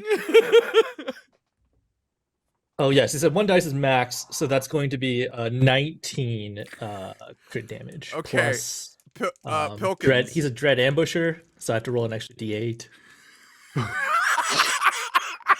This is like epic and also horrifying at the same time. Okay, so Oh. that's 3 more. Okay. So because it was a critical, I'm gonna ask the question: high or low? Let's go low. Okay, so just for chat, sometimes I come up with things that I'm like, I don't just want to off the bat do that, so I leave it up to the dice and I ask the player high or low, and I have a percentage in my head for each person's character of what their range is. And so you said low, right? Mm-hmm. Okay. Unfortunately, Pilkins doesn't know his own strength. You just break that dude's head. You just cranium him. Oh no! Just drop. boom, and he drops. Oh, Pilkins, jeez. He's just asleep, right, guys? I'm going to put my hand on his Orkira, shoulder. he's not asleep. Aww. I just put my hand on his shoulder like, no. You did good, buddy. You Good. did good. Pops a Now good we only berry. have one more to deal with. No. The whole idea was getting information, right? Yeah, that's fine. I'm going to have both my swords out where he disappeared. Just bring it back. Do I know the 2 that are down? Orkira knows nothing about what happened to this one's soul, but beyond that, That's is this gone, like, is this like spare the dying and healing, or do I need to drop a revivify in either of these to bring them back? Oh yeah, no. That one of them, or actually both of them, to your eyes, are straight up dead. God. Crap. Okay. Kira. Well, you got one in the banishment, right? So yeah, so still invisible. Orkira's gonna say, "Yeah, I'm trying to stop us from murdering 3 people. Yeah. Why are we just killing them?" Oh, no. I won't hurt this one. I swear. My passive insight is 20. Are Oh, you yeah. telling the truth? Lying his ass off. Uthal, Lying you his ass you off. I'm feel giving you a bit- the old Uthal promise. yeah. Uthal, you feel as Orkira invisibly just kind of slowly moves next to you, and then slowly keeps pushing you so that you are not next to this. Like, We need to talk to at least one of them. And So as you say that, you could talk to this one. He's just asleep. He'll wake up in a bit. As you say that, Pilkins, popping back please. into existence is the first one, the nice one. I get a whole minute on it. Oh, so... I know. I had that. We were out of initiative because the dude died, and so we had. Oh, some okay. time passed. I was gonna try to do one more thing before he came back. He pops back into existence, except he looks different now. His skin is now a checkered board of vibrant colors. And he is just going, ah! And he falls over unconscious. And that is where we're going to take a quick break. Because I was keeping an eye on the time. Oh, no. So, we will be right back. We'll find out what happened with all of these people and if Pilkins is scarred for life. So we'll take a quick 10-minute break and be right back. And I don't know how else to end this, so bye. Bye. Pick up your gear and open your chests. Throw on your armor and head out on a quest. Hey, hey. It's a brand new day. On the South Coast, your allies will help with blades and bows and magic as well. Hey, hey. Heroes on their way. Fighting together against overwhelming odds. Fighting together in favor of multiple gods. Idle champions of the forgotten realms. Idle champions, adventure never ends. Idle champions, hit your wall and there. Idle champions, you will say it again. Idle champions. Welcome back to this adventure that is going interesting places. Before we get back into the game, though, Yang Yang has some things that he would like to do for housekeeping. Yes, just once again, I would like to remind everybody that we are doing a dice set giveaway from phoenixdice.com. So use the command !ticket, put that into the chat, and you'll be entered for a chance to win a set of dice of your choice from phoenixdice.com. Anybody in the world may enter, and we'll select the winner at the end of this. And remember, if your name is Rhonda, you get extra luck. That's it for me. It's true. All right. So, yes, you are all standing in an alleyway. There are two dead people, one of which is thought to be possibly asleep. And then another person popped back into existence with a checkered colored skin of just vibrant colors and passed out. What would you all like to do? That was not what he looked like when I banished him. And I would like to examine this person and figure out, with all of my medical knowledge, what happened. Are you still invisible? Yeah. I don't know. How long does greater invisibility last? A minute. Oh, then you're back. I pop into existence right then, and she just looks horrified. That wasn't what I was supposed to be doing. You can either give me a medicine or an Arcana check. Hey, guess which one I'm doing? The one that I got a bonus to. 29 for medicine. Ooh. Nice. So this person went through something that changed them, and they passed out of complete mental stress. And the checkered pattern that's on them. You don't really understand what's going on there with that. I'll look over at my friends. So they went back to where they came from when I banished them. And they came back like this. That's real different than my aunt's banishment. Like, real different. Well, if they're from the place, then they just go to like a harmless demiplane. Okay. But did you all hear the pop that happened? That's an indication that they're not. I mean, it's Sigil. No one's really from Sigil. So they went back to where they came from. But apparently that's a really bad place. Does anyone know what causes this? What place causes all this? If anyone wants to try and piece together anything, you can give me a Arcana check. Okay, Deal I'm gonna crouch up next to him and start looking at him and do my Arcana. Oh, your amazing Arcana. I rolled a 14. I That's got a not bad. 17.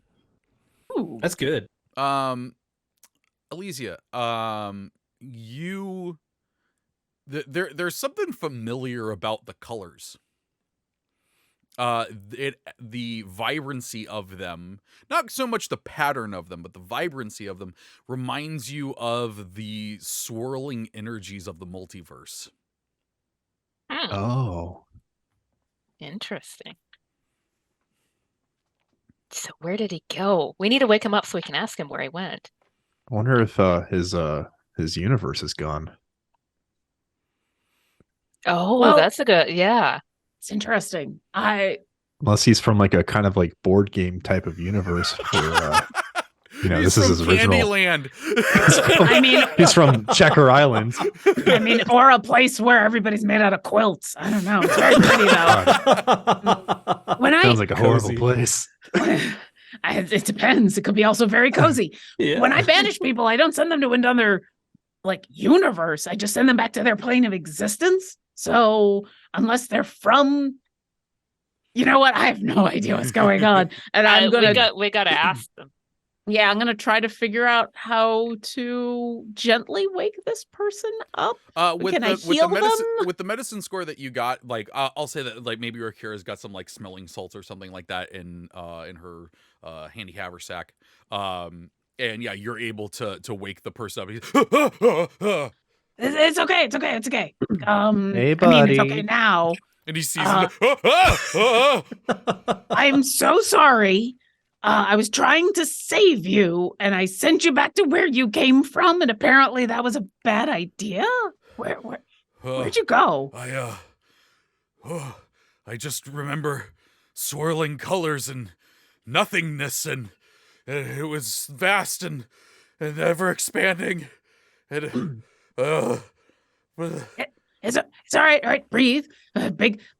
My therapist talks about slow breaths in, slow breaths out.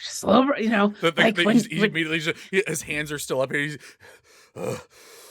yep, in, out.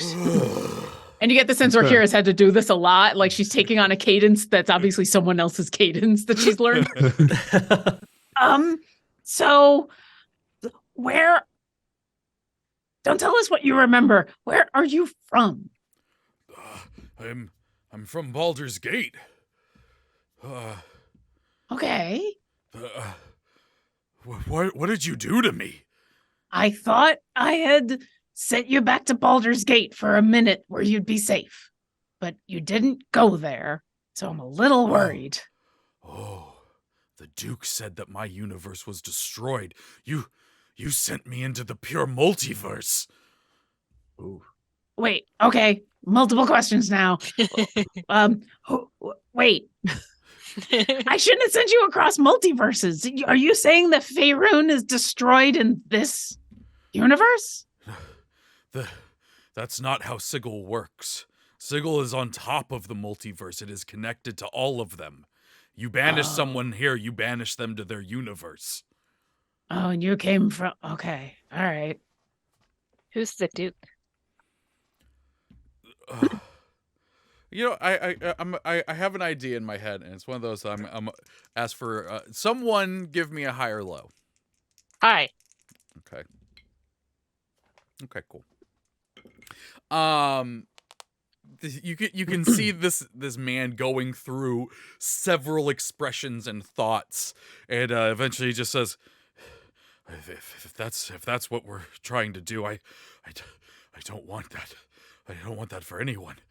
The Duke is our leader. He's someone that tried to fight the Lady of Pain a long time ago in the faction wars." I mean, that's always a bad idea. Okay. He says he was once known as Duke Rowan Darkwood. He tried to take over Sigil, and instead was banished into an infinite labyrinth by the Lady of Pain. Oh, yeah, he got mazed. Okay, yeah. He used a wish spell, though, to get out of there, except the Lady of Pain saw that coming and sent him back 500 years into the past. And since then, he's been making a plan to get revenge on her, and he became a lich to do so, to live that long. This is someone who's made a bunch of really bad choices, one right after the other. Okay. And now he's having you destroy universes? No, he's trying to destroy Sigil.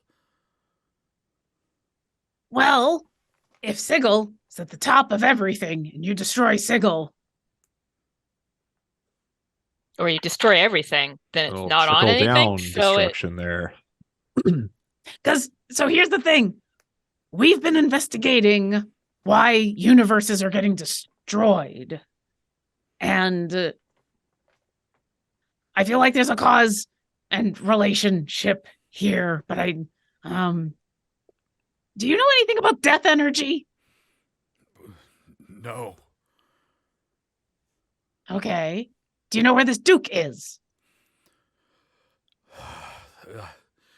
I've made up my mind. I don't want any part of this. I can direct you to him, but I want to leave after that. I mean, I think that's a really smart decision, actually. Yeah. Well, where is he? He points back at the warehouse and he says, that is entangled with several different planes. It's supposed to be a maze in order for you to get lost in to find him. But, and he reaches into his pocket and he pulls out this very ornate key with kind of gold filigree all over it and this kind of red design. And he hands it to you, Orkira, and he says, if you use that key on that door, it will take you to the Duke. And bypass the whole maze thing? Yes. It's Okay. the one way for us to get to him quickly. Okay. All right. Anything else you think we should know? Because Nothing we that are the trying to scrambled stop egg that this. is my brain can handle to think about now. I'm going to give him a all right. pat on the shoulder, and I don't think Orkira thinks it's going to actually fix anything, but she'll cast Lesser Restoration because it'll feel better for a moment.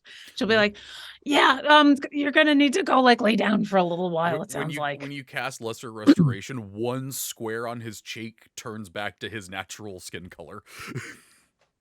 Oh, okay. how many squares are there? Lots. yeah, we can't stay here all night. No, I don't have that much energy, but at least we know this is fixable. Yeah. That is good. I would just like to leave now. You have any interest in a career change? Actually, I yes, have a now pretty- that you mention it, I would like to not have this career again ever. Okay. Well, how would you like to manage a tavern? I'm thinking of opening one up here in Sigil. Uthal, to speed things up, and because it's Uthal, and the amount of time that I have GM'd Uthal, I think that Uthal now has in his back pocket a scroll that has a list of instructions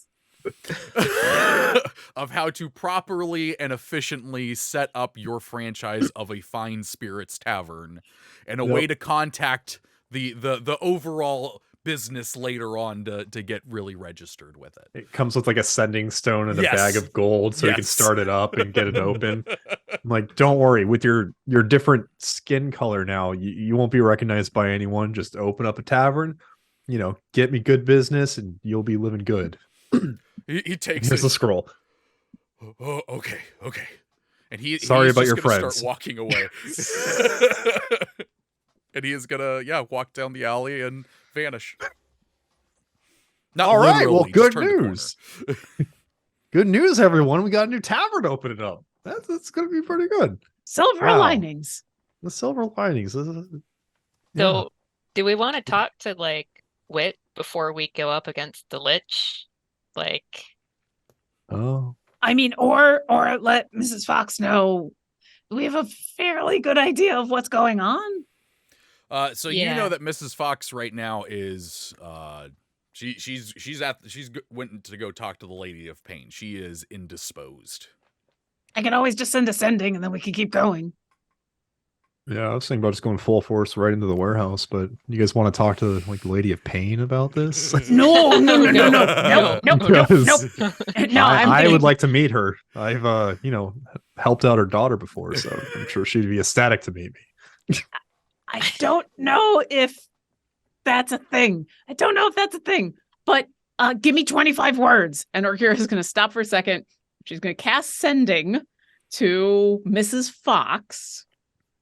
I did prepare, right? Yeah, there it is. I'm like, I have sending, right? She's going to say in 25 words or less. Oh, what was his name? Can you send multiple or just one? I can do multiple sendings, but each one costs a spell slot, and I only get okay. 25 words, and then they can respond in kind. And Orkira is ridiculously bad at this. Okay. Well, you won't want me on this either, so it'll stop and be like, that didn't finish. Sorry, the last he sending would have stone just ran out gotten of through words. the prologue. Orkira looks Really? understanding and says, I've had to send 3 or 4 sendings before just to get my point across. But if we're going to go fight a lich, maybe I should think about this for a second. Okay. And she casts sending to Mrs. Fox. Duke Rowan Darkwood is causing all the problems. Trying to destroy everything is a lich, which is bad. In a warehouse in Sigil, send help. How many words is that? That's 25. 25. Nice. And you watch as, like, Lauren did it too, but Orkira literally on her fingers, is every time she says a word, is a finger. So I And imagine she had like to. Sorry. I imagine like in the D&D world, every single sending that gets sent is really like stuttery and like jittery because everyone's counting it off. And Trevor, Trevor's- you're muted? Yeah. Oh yeah, my favorite part of it was watching the captions because it was like 2 words, period. 1 word, period. The reason Orkira paused after Darkwood is both her and I were like, I hope that's 1 word. Just put in. Well, it's like that commercial. Mr. We Had a Baby, It's a Boy. Yes, I was just thinking of that. Would you like to accept this call from? So yeah, so- sending goes across planes. Although if she is technically on a different plane, there's a chance it hasn't arrived, and So- she can respond with 25 words. So we're gonna smash cut for the viewing audience to this very lavish, dimly lit room with these like very stylized partitions set up near a small table, and Mrs. Fox is sitting in a cushioned chair. There's incense going off in different parts of the room that gives it a little this smoky tone, and a Warforged brings over a tray of tea and a saucer with a cup on it, and sets it down, and you see Mrs. Fox sit there as she receives the sending, and Orkira, what you hear back is, "Oh, of course. Deal with it as best as you can and be quick about it. I'll be there as soon as I can." And then on the other side of the partition, you hear, "What was that?" And Mrs. Fox kind of waves a hand and says, "It's nothing. We can continue our business." And then we cut back to the rest of you in the hall, or in the hall, the alleyway. Mrs. Fox has to deal with it quickly and she'll try to help us. But that sounds like 2 different things, so I guess we're just dealing with this. Yeah, I've never killed a lich before. Let's do it. I still got my cookie, so. That's good. You haven't fought a lich. I think that's one of the few things I haven't killed yet. Yeah, no, wow. Well, today's your lucky day. Fun fact, the Golden Pals have recently. A lot of them. A lot of 'em. So what do you all do? I think this entire time Pilkins has like been in the back, like above the body of the one that he killed. Brained? Yeah, the one that he brained. But it's like one of those scenes where he's staying like deathly still, and there's just blood like covering the lens of his glasses and like all over his face. And he's been quiet this whole time, just whispering little things to himself. But then at the end of all this, he's like, I can't see past all the blood. Will somebody help me get out of here? I don't want to be here when this guy wakes up. Are you out there, anyone? Alicia? she'll come press to Kira? clean his face and glasses. That actually kind of probably feels strange on your skin. I'm gonna pick up the dead body, look at him, and be like, "Oh, looks about right," and hit my hat and turn into him. Just drop his body to the side, like. So now a 7-foot tall version of that man is standing there. Oh, See, look, I'm there you okay. are. Uthal, that's not I'm gonna put very my hand on his nice to shoulder, like, Pilkins. You didn't do Pilkins- anything wrong, buddy. I'm Yeah, cool. Pilkins looks at We're him. He's like, cool. "Oh, there you are. You Yeah, woke you're up." fine, friend. You've convinced me with this head hit that I should be on your side now. Uthal, good. It's no. fine. Oh, good. I But was so also- worried there for a second. Don't forget to put a notch on your staff because you did well. You hit me pretty hard. Okay, I'll do so. And I can't wait to visit you here again someday. Make sure Yep, that you're I'll- okay, and your family I'll- and your future grandchildren and all that. I'll be right over here in the donut. Meanwhile, Orkira has this horrified look on her face, but she's scooped up both of the bodies and is like, I'll be right back. And is going to fly up to the roof where they're out of sight and lay them respectfully down. And she'll say a quick prayer over their corpses to the Phoenix. I know you're dead right now, but they're dead too. So, sorry. Maybe now that you're not destroying multiverses anymore, you'll feel better. Okay, thanks. And she'll fly back down. Yeah, Pilkins turns to Alicia. Let's get out of here. I don't want to remember this place anymore. Okay, we're gonna go into the warehouse because that's somewhere different. That And sounds it's where apparently the guy is that we need to stop from destroying everything. good. Okay. Uh-huh. But liches, they're good to destroy. They're just evil, so you don't have to worry. You don't have to try to make them sleep. He clutches his staff. I don't. Okay. Yeah. Okay. Pilkins, do you know what a lich is? No, but I've heard that they're bad. From Alicia. Yeah. You know what undead are, right? Yes. Yes, Okay. yes, I do. Imagine someone who did that on purpose, and then they did that by eating a whole bunch of innocent people's souls. Oh, that sounds dangerous. Yeah. They're Real bad. really, Real bad. they're like super, super, super evil. And I'm kind of, that's part of my job is to destroy them wherever I find them. I knew putting on this ranger-esque outfit will make people mistaken me for an adventurer. But you're doing great. You do like the way that you melded into shadows and then wielded your staff. Like you were doing awesome. Fake Okay, it I'm till you doing make awesome. it.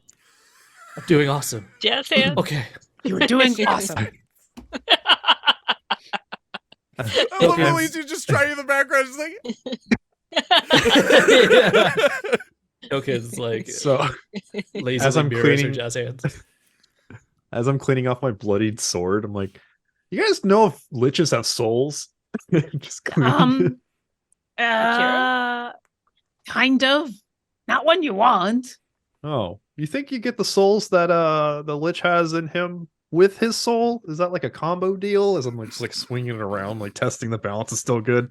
No, those souls Curious. get destroyed and turned into things that the lich hides their soul in. It's all real bad. It's all Oh. bad. Oh, all right. Well, I guess I could just get the one. Just put my I'm sorry, sword what? back in. No, nothing. As the whispering stops when I put the sword back in its hilt. Yeah, your sword is being loud again. It burps as you put it back into the sheath. Oh, who's a little good guy, you fool? That was a big meal. Just talking to my sword. What do you Okay. do? We're all used to this, I assume. Yes. So- Orkira believes that this is just an affectation, because if she knew what was going on, she'd be very upset. So she's just like, Oh, he's talking to his sword again. Okay. I got this key that's supposed to let us into the warehouse. And then I think we're gonna find this lich. Is there anything we want to do to prepare for a lich? Actually, there is something I want to do real quick. Okay to touch everybody? Yep. Yeah. Please. Yeah. All right. Orkira is going to tap each of you gently on the shoulders. And as she does, fiery wings come sprouting out of your back and then immediately get sucked back in. Oh, She is going to cast Death Ward on all three of you. Oh, Ooh. I'm an nice. angel. Yeah. I mean, you're not off. I'm an angel, you guys. Okay. wings are neat. And then Death after that, Ward. are you all heading to the warehouse door? Yeah. What does Death Ward do? I'm assuming So- stops death, but Yes. Blunt So Death Ward, the first time you would drop to, let's see, the first time the target would drop to 0 points. Here, let me try to say that again in English. The first time the target would drop to 0 hit points as a result of taking damage, the target instead drops to 1 hit point and the spell ends. So basically, oh, over the next 8 hours, if something was going to kill you, the first time that would happen, you don't die. oh, that's gonna be fun. That's okay. gonna be really useful for Uthal. Yeah. He has a gonna be- habit. I Yeah. don't know if you guys know this, but I tend to drop to 0 a lot. Well, this will stop that once. My favorite time is when he went flying through a window at a demon, and the demon just punched him in the face, and he dropped limp on the ground. And everyone back outside up. was like, "That's literally what we said was gonna happen." So the goal is to not use it, but it's there when you're gonna have to use it. Well, it's Sorry. there for when we use it. Yeah, I understand how this works. So the door to this warehouse is extremely nondescript. It looks kind of busted in ways. The one of the corners is kind of bent out a little bit. The handle doesn't seem like it would take much to break. Very nondescript door. I will pull out the key and insert it into the lock. So the key seems like it's going to be bigger than what the doorknob keyhole could would use. But as the key comes to it, there is this kind of astral looking keyhole that appears in front of it, and you put the key in and slot it like you would a normal lock, and you turn it, and there is a very loud ka-chunk.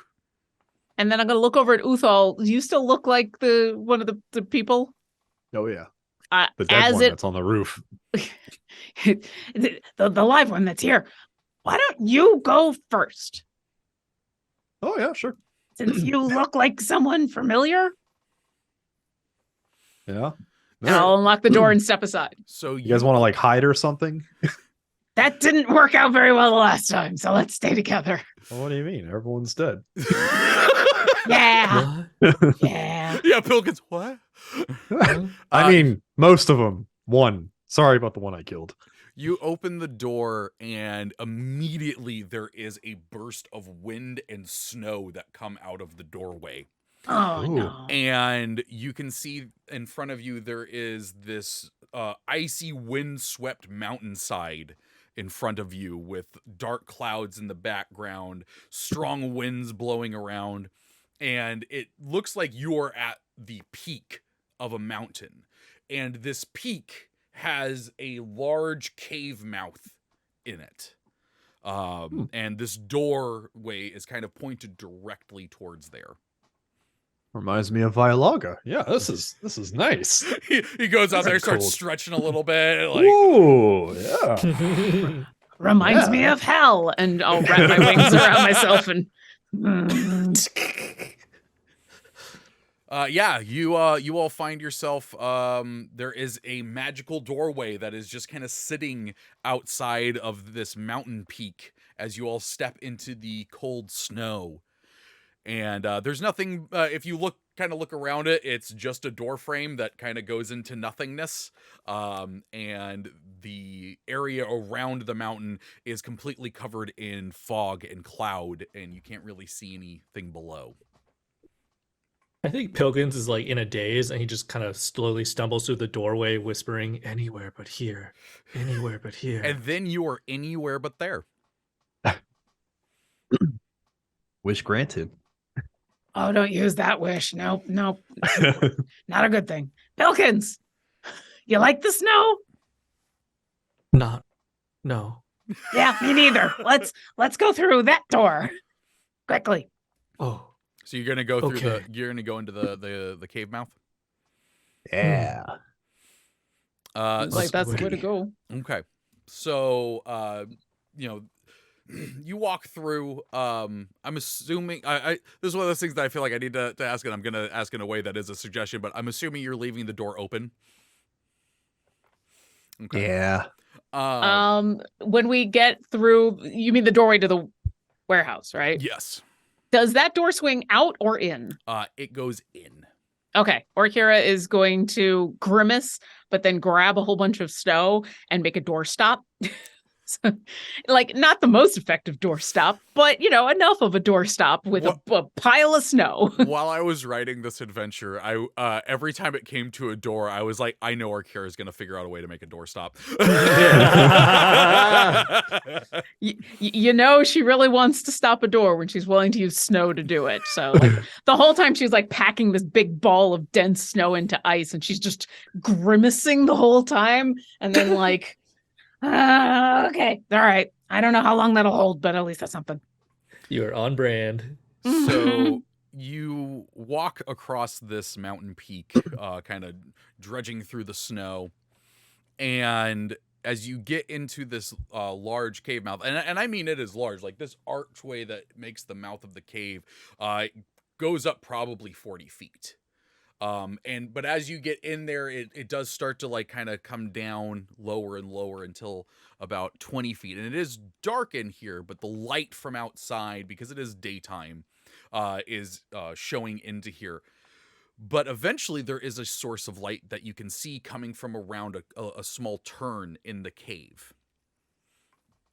And, would you continue forward?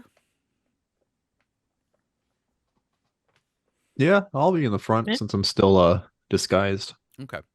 Uthal, when you come around that corner, what you see is this bright source of swirling light. There is this orb floating above the ground that is swirling with white and gold energy. And some of the white energy is spilling off of it and coming down onto the ground, while other parts of it are going up and dissipating into the air. It kind of makes this hourglass-like shape with the orb at the center. I want to take it. Yeah. There are wisps of brightly colored energy that sometimes go in and out of the different parts of this fount. And standing nearby it is a figure. They are wearing this mixture of red and gold robes with bits of metal that are essentially kind of like armor in different places, kind of like shoulder pads that are made out of scrap metal, and a chest piece that's kind of reminiscent of a little bit of armor here and there. But the person wearing this is very much undead. They have decaying skin and these brightly glowing green eyes. And behind them, there is this apparatus, this kind of large jar that seems to have green glass, and inside of it, there is another large swirling gold energy inside. And Have they noticed us yet? The Lich is standing there, kind of seems to be casting something towards this fount of energy, but does take notice of Uthal when you come around the corner. And the Lich says, "What is it?" What his name's just they just call him Duke? The Duke? That is the name that you have heard, Duke Rowan Darkwood. Yes, Duke Darkwood. And he goes, "Ha! You know I don't like being called that. Apologies. You Apologies. use my lich name. Thackle Barthledew."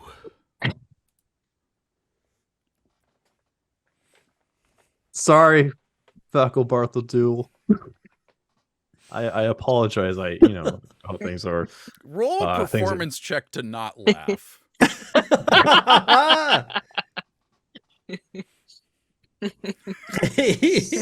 16. I'm being requested in chat of how this is it's Thackle Barthledew. There we go. Yeah. Let me Thackle control V Barthledew. real quick. Oh no, wrong one. Control I C need- first. I need to know. I have to know. Copy. Sorry, chat. No, There we It's- go. If I'm Well- there live, I'll paste it in there as well. I knew there was going to be at least one apostrophe. Yes. And that was the last edition too. I'm like, it needs an apostrophe. Oh yes. Oh, Here. absolutely. Yeah. So what did you get for that Barthledew. performance check? 16.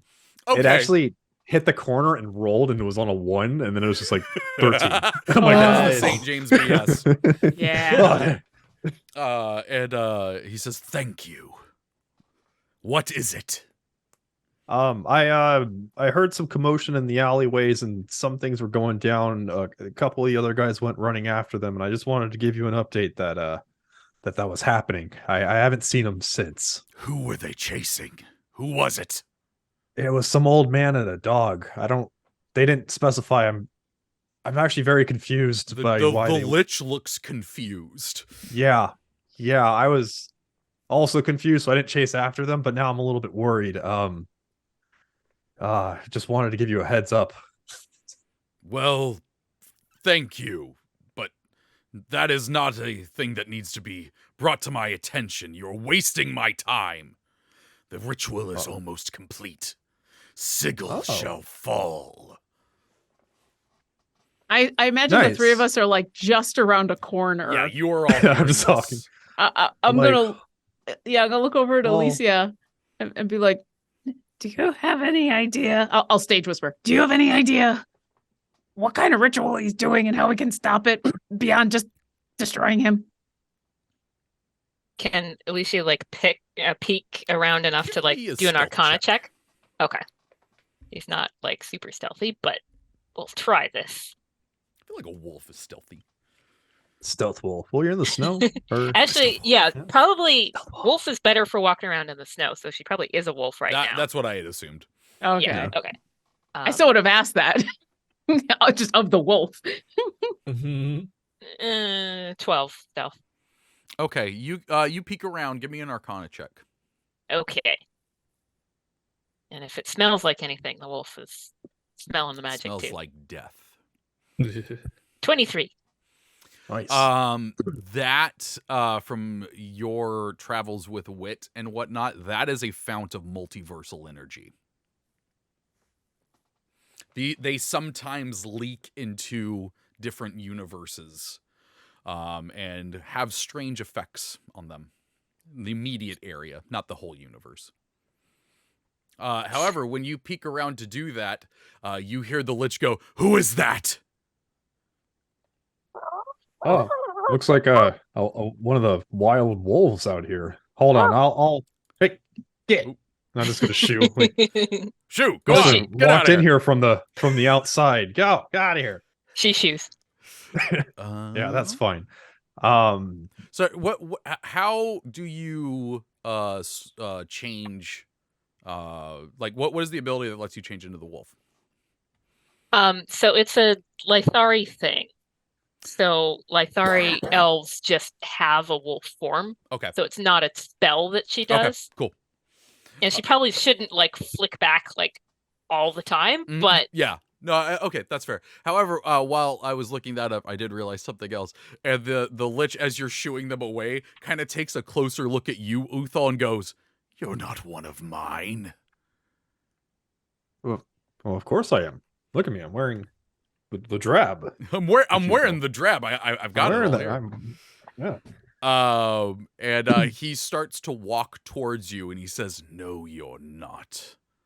Yeah, well, I'm gonna go find the other guys. You're if you not wanna- going anywhere. And with a nope, Yeah. Orkira's gonna peek her head around the corner, and her nope is a fireball that I would like to cast at 5th level in a place in that room where it's only gonna hit our Lichy boy and not hit Uthal or the font of whatever that is. Okay. So I need the Lich to make a dexterity saving throw DC 20. And it'll still take half damage when he saves because the Lich is actually going to use a reaction and cast Counterspell. Okay. What level is he Oh, casting the no. counterspell? What level were you casting Fireball? I mean, I said, but if you don't remember that. Okay, I cast it at 5th level. Oh, you cast it at 5th level? Yeah. That's the part that I missed. So I'm a wolf, or else I would counterspell the counterspell. Like, Counterspell the counterspell. Can we get a rally? Tell you what, yeah, I actually like that. He will go to counterspell, and then there's a counterspell, like as an elf suddenly appears, and a fireball goes flying towards him. And that's where we're gonna go ahead and roll the damage, but we're gonna roll initiative right now. Okay. Uthal's just standing there as the fireballs flying back and forth, and he's like, oh, okay. Oh, I see what's going on here. Okay. Yep. All right. It is moving time. Oh, That is yeah. That's a pretty good roll. Okay. Jesus. God dang it. Pen. All right. work. So let me know what his dexterity saving throw is. That's right. Wow, I rolled the same crap initiative again. Wow. Oh, But I'm back no. there with you this time. So Wow. Don't worry, guys. I got a 26 on initiative, so Thank the universe one of us is fast. Uthal's that is dying tonight. That is an 18 for the deck save. That fails. Okay. He is gonna take 33 fire damage Nice. as I spit a fireball out at him. Okay, Uthal, what'd you get? I missed that. 26. 26. Mm-hmm. That is 6, not 7. Elysia. 4. 4. Orkira. Also a 4. Good lord. Pilkins. I think my dex is higher. We figured 27. out last time. Whoa! Ooh, we are bookending this thing. Yes. The Lich is firmly going in the middle there. Or so it would seem. So I mean, I don't know if anyone could roll higher or lower than that, but if anyone could, it's a Lich. Pilkins, you are gonna go first, and I will say that somehow you all are able to see this. The fireball hits nearby the Lich and explodes in this bright flash of light, and the apparatus is thrown and moves and falls, but it doesn't break. Oh, I was trying to place it so it only hit the Lich, not the thing or Uthal. Okay. Yeah, I can do that. Yeah. So it'll the Lich is absorbed into this blast of fire and light. However, when that dies down, you see something slightly different. The Lich no longer has a head, and its body is moving into this position to try and cast a spell, and his head is actually floating about 10 feet up above. And is kind of spinning in the air and says, "This mountain shall be your grave." Oh, That's- so I was just gonna say that's a new one. I can't so- take him seriously with his name. it's, It's gonna look like, did you really pick that name? yeah. Yes, I did. He It just means a does. lot in a certain plane for liches. My friends told me it was Backle? cool. Yeah. Mm-hmm. Pilkins, you're up first. Okay, so when the fireball goes off, it illuminates the cavern, briefly, Mhm. and you see like Pilkins, who would normally be in the shadows, invisible, his face like still covered, or his face still in a daze, and he wanders forward, hears the Lich talk about death, and I think he'll mutter something to himself like, I think I'm doing good. I think I'm doing good. I don't want to talk about it anymore. And he's going to cast silence, like to cover the Lich and the head. And then he's going to use the rest of his speed. He gets 10 extra movement from going out of darkness. And he's going to move straight up to the Lich Wow. with his staff still held. That's baller. I love that so much. So you cast Silence. silence. Is there a save for that? Or does that just happen? No, it just happens. Okay. What level spell is that? It is a level 2 spell.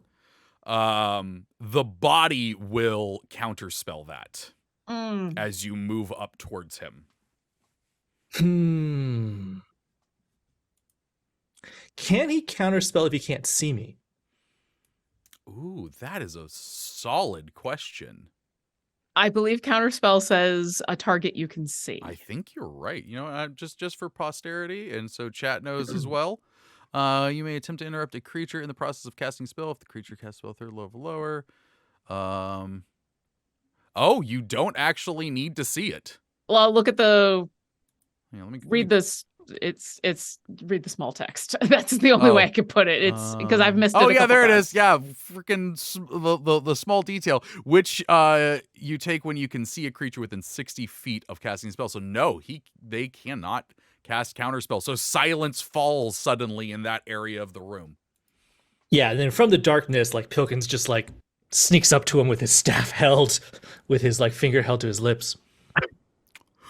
Oh jeez. Pilkins has gone crazy. Oh, Oh, God. Pilkins has snapped. Uthal, Yeah. what would you like to do? It's your turn. So I keep forgetting. But another part of my assassinate is if they haven't attacked yet, I also get advantage on the roll. So auto sneak attack too. So I'm gonna run up right to the body and just be like, well, magic won't work. Let's try this. And I'll go stabbing at him with the sneak attack with advantage. So I like the idea that you ran up and you got one word out of that statement before hitting the silence, and then you just mouthed the rest of it.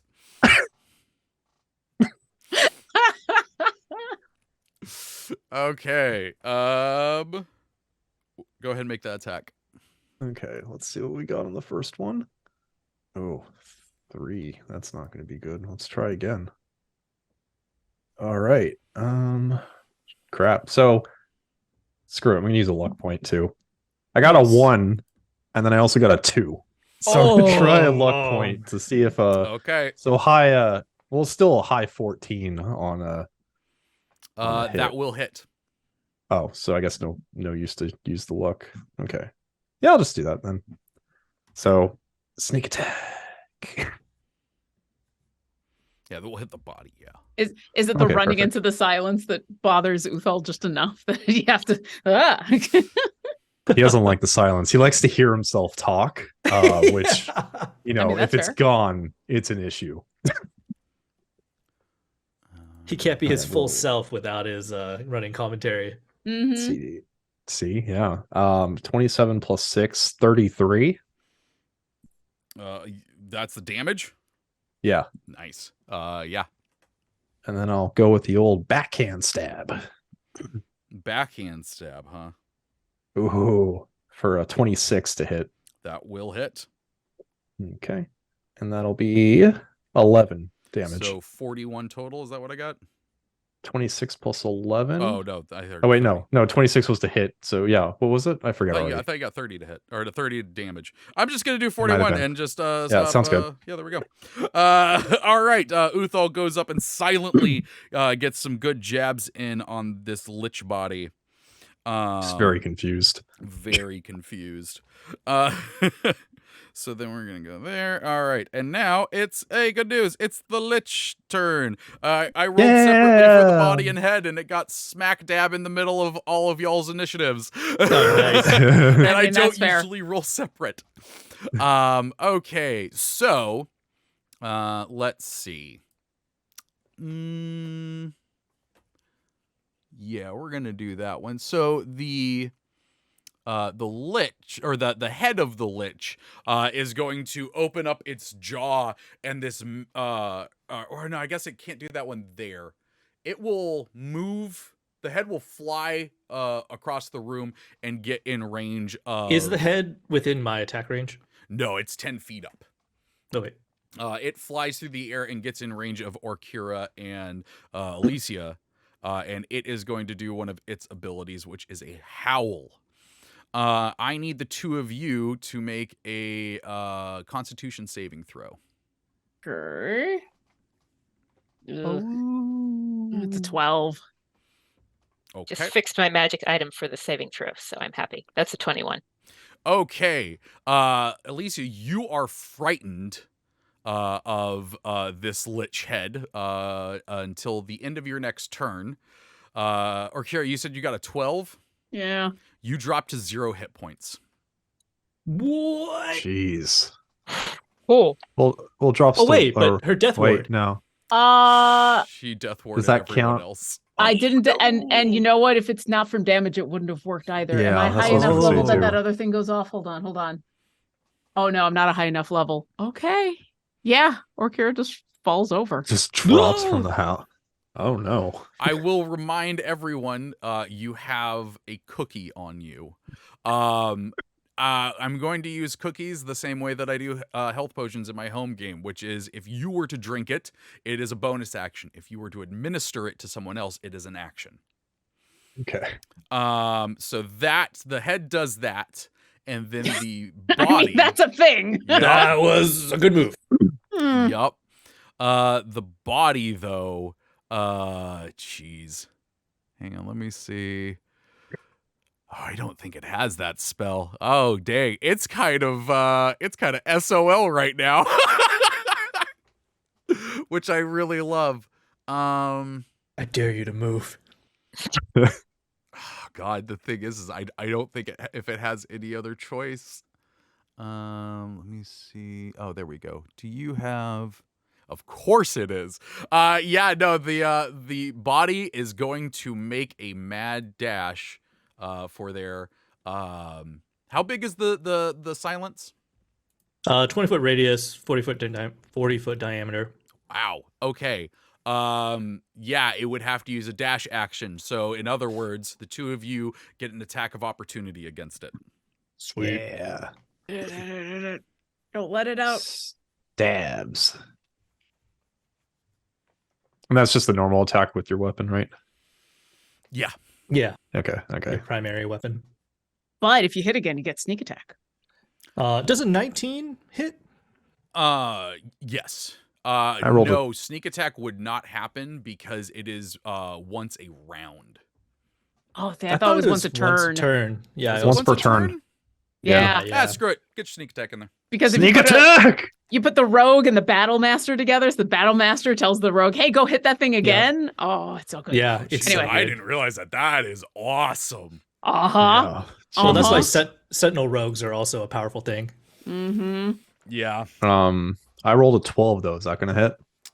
Let's see as I change to that window real fast. It does just Yes. What? Sneak Nice. attack. because you took away its ability to cast mage armor.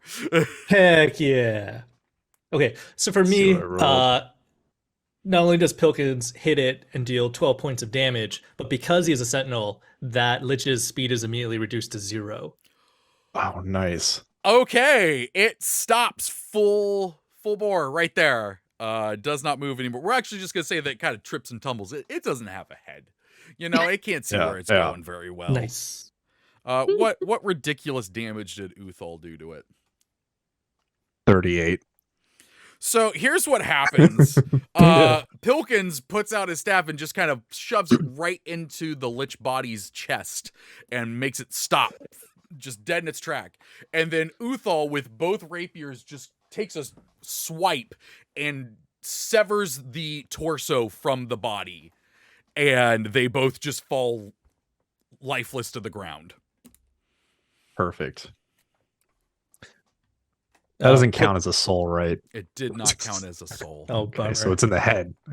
I'm looking at the head and pointing at it. It's just Like wordlessly being Babe like, Ruth. Okay. Well, gosh That was darn. amazing.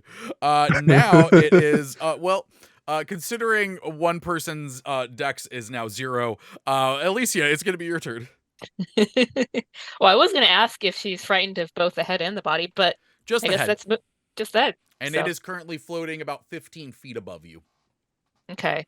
So she can't move closer to it. Can she get to Orkira? She can. Okay. Or So I'm is gonna- not in the direction of it. Administer a cookie. All right. You or Kira, you eat the cookies somehow. Just just right into your face. Put it in there. Or Kira instinctively knows even while dead. No. Eat a cookie. Always eat a cookie. Always eat a cookie. Always eat the snack. Yeah. And you go back up to half of your hit points.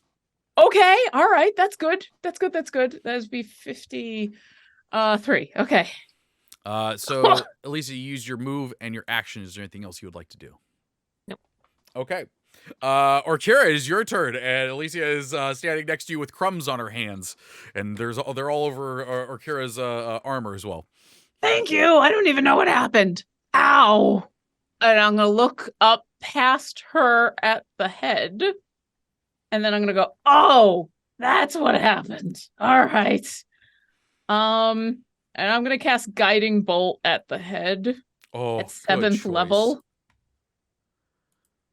because I am angry. Does a 24 hit? Yeah, it does. Okay. Yeah. So she looks past you and points at the head. It's like, oh, it was you. And from her finger, this bright beam of light comes out. And I am not the best roll. 30 radiant. Oh my goodness. That's amazing. I cast it at 7th level. Orkira's pissed. Incredible. And so 30 radiant damage, and then the head kind of sparkles like little red fireflies are kind of flying around it, and now the next attack against it has advantage. And then she will stand up and brush off the crumbs and say, Okay. That was. Ow. Are you okay? Just Okay. don't let it near me. Oh, it's like that. Okay. Yeah. I'll see what I can do. Just don't let it scream again. and I think that thing is an action. Yeah, I'm done. Okay. The Lich is going to use a legendary action at the end of your turn. Mhm. It is quite perturbed that its body has been separated Oh. from its legs. Here we go. And you know what? I'm just gonna roll between the two of you to see who it is. Bilkins. Oh no. I need a Constitution saving throw from you. As Okay. you look up at this Lich and lock 19. eyes with it. 19, nice. Mhm. I don't think that there is anything on success. So, you lock eyes with this glowing energy in its eye sockets, and for a brief moment, you feel as if your body was about to start withering, but you look away and retain your composure. Well, it's like one of those moments where you stare into the abyss, but then Pilkins is already in the abyss, so it doesn't affect him. Yes, I love it. All right, and actually, Pilkins, it is your turn. You are in a zone of silence with a dead lich body at your feet, and there is a floating head about, we're gonna say 30 feet away, and then 15 feet up. 30 feet away and 15 feet up. Huh. I wonder if Uthal can hit it. Yeah. Quickly start doing your little triangle math. Yeah. Yeah, If you that's can't fine. hit it, you get advantage on it, but I don't know That's- triangle math. So I'm not too stressed about that because I'm not here to do geometry. It's 30 feet away from you. Thank you. It is, Okay, after okay. all, not the math stream. Yeah, Exactly. This is I'm sitting on like Uthal's 8.5 feet tall. He probably has a big enough wingspan, at least 3-4 feet, that can get him up to. The swords Right? are also long too. They should at least be 2 feet long. So I think at this point, Yeah. I can When swipe it him like gets- a pinata. when it gets into that stuff, I've checked out of the game. Like I'm not there anymore. I'm thinking about a book project. It's just Especially for theater of the mind stuff. It's like, okay, just give me the generalities Yeah. and we'll make it work. one Mhm. time one of my players saw a map for a pre-written campaign that I was running, and they're like, "Hey, it doesn't look like there was actually room for all of our entire party in this room." I went, I don't really care. It got the It- gist of it. You were in the it's- room. They were moving around. Whatever. Exactly. It's a TARDIS room. It's fine. Yeah, whatever. yeah, so I think Pilkins turns around, he sees the skull, And in his mind, he knows, oh, I'm doing good. I'm doing good. I need to do good. So he unconsciously casts like Hunter's Mark on it, dropping the silence. Yeah. And then sound suddenly fills both of your ears quickly, the wind rushing outside the cave. Uthal's still talking. Yes. Suddenly all of you are now hearing mid shit talk. Also, Orkira is still crunching, so like in between mouthfuls of cookies, she's like, I hate that thing.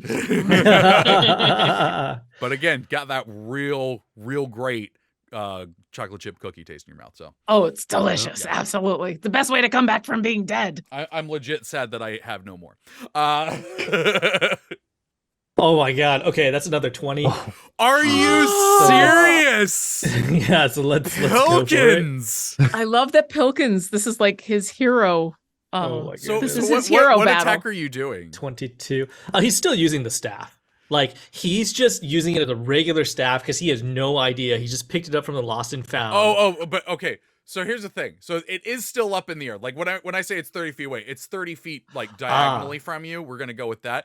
If you want, though, I will let you keep those numbers and say that you like full on javelin chucked that staff at him.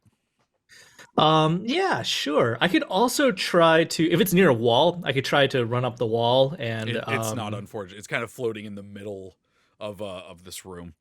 Okay, yeah, we'll just do the one attack then and just like throw the staff there. Yeah, just Pilkins just like Olympic level forms. Out of curiosity, when that hit that you did you roll a natural 20? I did. Okay. Jeez. Okay, because you get advantage. So if you hadn't, I was going to say, Yeah, I roll rolled again. 2 dice. One of them was a 20. Then I rolled 1 die, which ended up being a 6. And then I add another 6 to it, plus the 10 passive, so it's gonna be 22. This lightning staff goes flying through the air, strikes the Lich's head as it just kind of spins in the air. I didn't like that at all. Also Hunter's Mark, plus 3 more. Oh god, so that's 25 total? Yeah. Jeez. That's awesome. I love it. Okay. The light kind of flickers a little bit in the Lich's skull, and I think it is going to use another legendary. Let me check. I think he has enough points to use something. Yes. So after you do that, the head spinning around, it growls and starts spinning faster, and all of the snow on the ground starts lifting up and getting caught in this wind. I need everyone to make Constitution saving throws. Arrgh. Hey. Ooh. 21. Wow. 19 on me. 24. Jeez. Ooh. 24. Look at you, group of heroes. I'm so glad I got my Oh. magical item figured out. Not only are none of you blinded, you're immune to that effect for the rest of the day. Oh, awesome. Wow. Okay, then Uthal, it is your turn. A Lich floats Perfect. in the air 30 feet away from you. Awesome. That's good enough speed right there. 30 feet exact. It's 30 feet, and then it's still 15 feet up. Okay. That's fine. I will give you... Just saying, 8 feet, arm length, probably I- 2 to 3, so, yeah, two I'll swords. I'll give you the option. I'll give you what I would pick, and I'll give you the St. James BS after that. So you could All right. run up 30 feet and make an athletics check to jump and attack. Or you can try an athletics check that will be harder and try to do a run on the wall and then leap that distance to him. All right, I'm gonna do that one just because I have reliable talent, so I'm not gonna roll anything less than 20. Again, like I said, there is Amazing. like I told Pilgrims, there is a substantial gap there. But I know Uthal, he would just try it anyways, which is why I'm giving you that option. Yeah. So I'm gonna yell out, Barthadadu! What is it? Barthadu? Fackle, Fackle. Barthadoo. Barthadu. So I'm actually saying this out loud, like Barthadadu. I mean Barthadu, or I don't know. I'm coming for you. And I go running up the wall, jump, and I'll make my athletics check here. There you go. Which I rolled a nat 1. But since I can't roll anything less than a 10, it's still 20. It's still 20. Nice. Okay. Because anything less than 10 becomes a 10. Tell you and what, now it's- because I mean, you can't crit fail a skill check, but what I am gonna say is, you make it there a little wobbly, so you'll have disadvantage on these attacks. Okay. But go ahead and make them. All right. Is he near anyone by any chance? No, he is 15 feet up. Dang it. I guess I won't sneak attack him then. By the way, if anyone in chat right now regularly watched the Acquisitions Incorporating games where they play with Pat Rothfuss, now you know what I went through weekly. Did you put chandeliers in every room you could find? He, without ever seeing those, without me ever prompting them, was like, but is there a chandelier? And I threw up my hands. I'm like, he's literally Pat Rothfuss. That's amazing. If you were ever to get Uthal and Viari into the same game, I think the universe would end. They just start fighting over the swingy things on the ceiling. Yeah, they're They're just like, the no, it's mine. chandeliers as far as the eye can see. Oh my god. All right, I wanna Someone do needs to combat. learn summon chandelier. Yes. What'd you get there, Uthal? Let me get my hit first. So the disadvantage, I rolled a 14 to hit. Okay, that is going to miss for the first one. Okay. Then I will hit the second one, which will be a 15. That also unfortunately misses. Oh my god. Oh, bummer. Give me Okay, an I'm using- acrobatics check as you fall. Oh, easy peasy. What do we got here, acrobatics? 19. Okay, so essentially you see technically- Uthal stammering to trash talk as he runs and gets up a wall and jumps, and then is like 5 feet short and just kind of, but then does a really cool superhero landing on the other side. So much so you kind of forget that he missed. You think it may have just been like a tactic thing to move, maybe. Yeah, I'm just positioning you guys. I'm going to get him against this time. Good landing. Good landing. Thank you. All right, it is the Lich's turn. And what it is going to do is it's going to target 3 people, and there are 4 here, so I got to do some rolling. So you know what? I'll just use this thing. There we go. So 1, 2, 3, 4. There we go. Okay. Okay. Nope, you already went there. Okay, so Uthal, Pilkins, and Orkira. You all are being targeted by a ability, and I need Constitution saving throws from the both of you, or from the 3 of you. Okay. Well, the swinginess continues. I got a 7. Come on. I'm gonna use Oh. my luck point and reroll that. Okay. Got an 11, but I'll probably also use my luck point on that and see how we go with that. Ooh, 13. 13 is the Alicia, high. do you have any more of that cookie? Jesus. All right, well, 11. Okay, so the 3 of you take 21 points of necrotic damage. Nice. And you, the way that this manifests is you actually, Alicia, you see literal energy being pulled out of them and up into the Lich. I don't Ow. like that at all. And No. it seems to fix a few cracks in its skull. Now he's Ugh. taking our life force. Okay. I'm not used to writing a plus there. Now that's its turn. It is Alicia's turn. I wrote that and it looked like an F, and I don't know how I managed that. I'm like, who has an F in their name? So is she still frightened? No, it was just until the Okay. next turn. You are no longer frightened. And Orkira, do you look like real bad, or I mean, yeah, but you also know that Orkira has a lot of her own healing, so And her she'll. own that's cookie. true? Yeah, if you look at her, she looks super rough and thin, but it was gonna wave you off and be like, hit the thing, I got it. Okay. Well, we are going to go for the lightning bolt then, and I'm going to upcast it a little because. Let's see. Let's cast it at 6th. Okay. Oh, Deck save. 17. He rolled a 14. And I'm just gonna. Okay. How much damage are you shooting at the Lich? 45.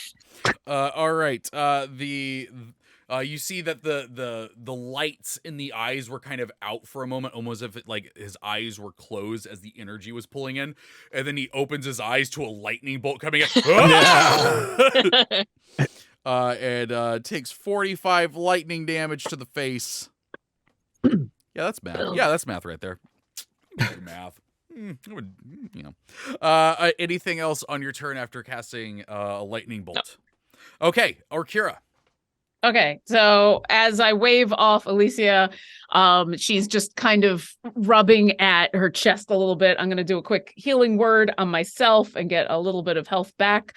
And then as that fire washes over her, it kind of expands in a sphere. And it's going to encompass all of my friends, as I'm going to, as an action, use one of my channel divinities, which is Explosion of Life. Everybody is now resistant to fire damage, and you're going to get some temporary hit points. You get 3 temporary hit points, which will, they basically refresh on the start of your turn. Oh, nice. And then she's going, so that's her action or bonus action. She'll move. She'll stay on the ground since this thing is up in the air because she doesn't want to be next to it, but move in such a way that she's like between Alicia and Uthal, kind of within a couple feet of them. And that's her. Okay. At the end of your turn, the Lich is going to use a big old legendary action. And you know what? This is one of those where I'm going to roll to see who it is. Alicia, it looks at you, and I need you to make a wisdom saving throw. Okay. See? 11? It utters some dark words that almost seem to float through the air, and you feel them go into your mind. You have been cursed. You can repeat the save at the end of each of your turns. However, until the curse ends, you have disadvantage on attack rolls and saving throws. Oh, jeez. What does this look like when it happens? I almost think of it as like actual literal dark words of just eldritch writing coming out of the Lich's mouth and floating down towards Alicia and going into her ears. Okay. And then it's gonna be Pilkin's turn. Pilkin. So even though the energy went into the head, like the body's not moving, right? Oh no, this was the Lich cursing Alicia. Yeah, but when it did its attack on Orkira, Pilkins, and oh no, the body was the body's still just like okay. Is the head near a wall now? It's still kind of floating up above everyone towards the ceiling. So like it's close to the ceiling, but it's about 20 feet away from either wall. Okay. If you I will give you the same thing as Uthal, because the reason I did it last time is I was just gonna let you keep the attack you'd already done. That's why I just said throw it. If you want to, you can try and reach it. It's just gonna be a little bit of a difficult check. Yeah, this is interesting. So so I think Pilkins is going to pick up his staff. Then because he is like a ranger, he gets to have climbing speed equal to his movement speed. So I don't know if that helps me at all. Like if I try to like run up the wall and then leap off of it and try to give it an attack, or is it just like easier just to jump and attack it? we'll do it in the cool way. I'll lower the check difficulty because you have that ability. Okay, yeah, let's do that. Okay, so you are going to run up the wall and leap towards the ledge. What is your goal when you do so? To hit it with my staff, like downward, to try to bring it closer to Earth. Oh, okay. So yeah, give me an athletics check. That is a 13, but let me use another luck point. Might as well. Luck Yeah. points are the best. I mean, Oh, it's either a 13 or a 25. Whoo! Yeah, so you see Pilkins in this like sudden burst of anime energy just run up the wall, leap. Ah! Like McConaughey in Rain of Fire. But That's Pilkins. amazing. So yeah, give me an attack. Okay, that's going to be a 30. Yes. So that is going to be 15 plus the hunter's mark. Gonna be 21. Whoo! Okay. I've had multiple attacks. Can I swing twice somehow? Do Like it. I'm following it down? Okay. Yeah, we'll say that you get one hit and then the other one bringing it down. All right. Did Awesome. a quick whack-a-mole. 24 to hit. Hit. 14 damage. Okay, hang on, let me... this is Pilkins' hero story, and I'm here for it. So even with resistances and whatnot, that second hit, you hit, and there is a crack of energy from the head, and it plummets into the snow below, and just sinks into it, and the lights in the eyes slowly go out. And as it does, it says, "Sickle will be..." And then it just kind of fades away and dissipates into energy. Put it to sleep, guys. Pilkins! The head does? Yeah, the lights in Okay. the eyes. But yeah, Pilkins! Pilkins! Guys, you got another one. I mean, I- the first one. I put this one to sleep also. Oh, We can this is question a... it when it wakes up. You're not wrong. I mean, if it's a lich, it's going to be back eventually. But you destroyed it for now, which is amazing. Liches are Good, bad, good. so this is good. You did really good. Liches are super evil. I mean, you heard it was trying to destroy all of Sigil. I did good. You did But- real good. Are you sure Sigil is safe? And he points at the fount of magic. Yeah. That's- Speaking of, can we do something about that? Yeah. So you all go over and start kind of inspecting it and figuring out, not really wanting to get too close to it. Orkira's not going anywhere near this because this involves like magic. And so she's just going to start burning the lich pieces. She's going to be like, Oh, I'll just be over here and just cremating anything that's a lich. Alicia is right there. She's like, ooh. Give me so an is this Arcana check there. Is this a like dispel magic? Is this a like blow it up with more magic to overload it? What's going on here? Okay. What'd you get for your Arcana? Dirty 20. Nice. This is raw magical energy. You are used to a type of magical energy that has passed through the weave, that has been kind of filtered in a way. This is pure raw energy. This is stuff that you haven't really messed with.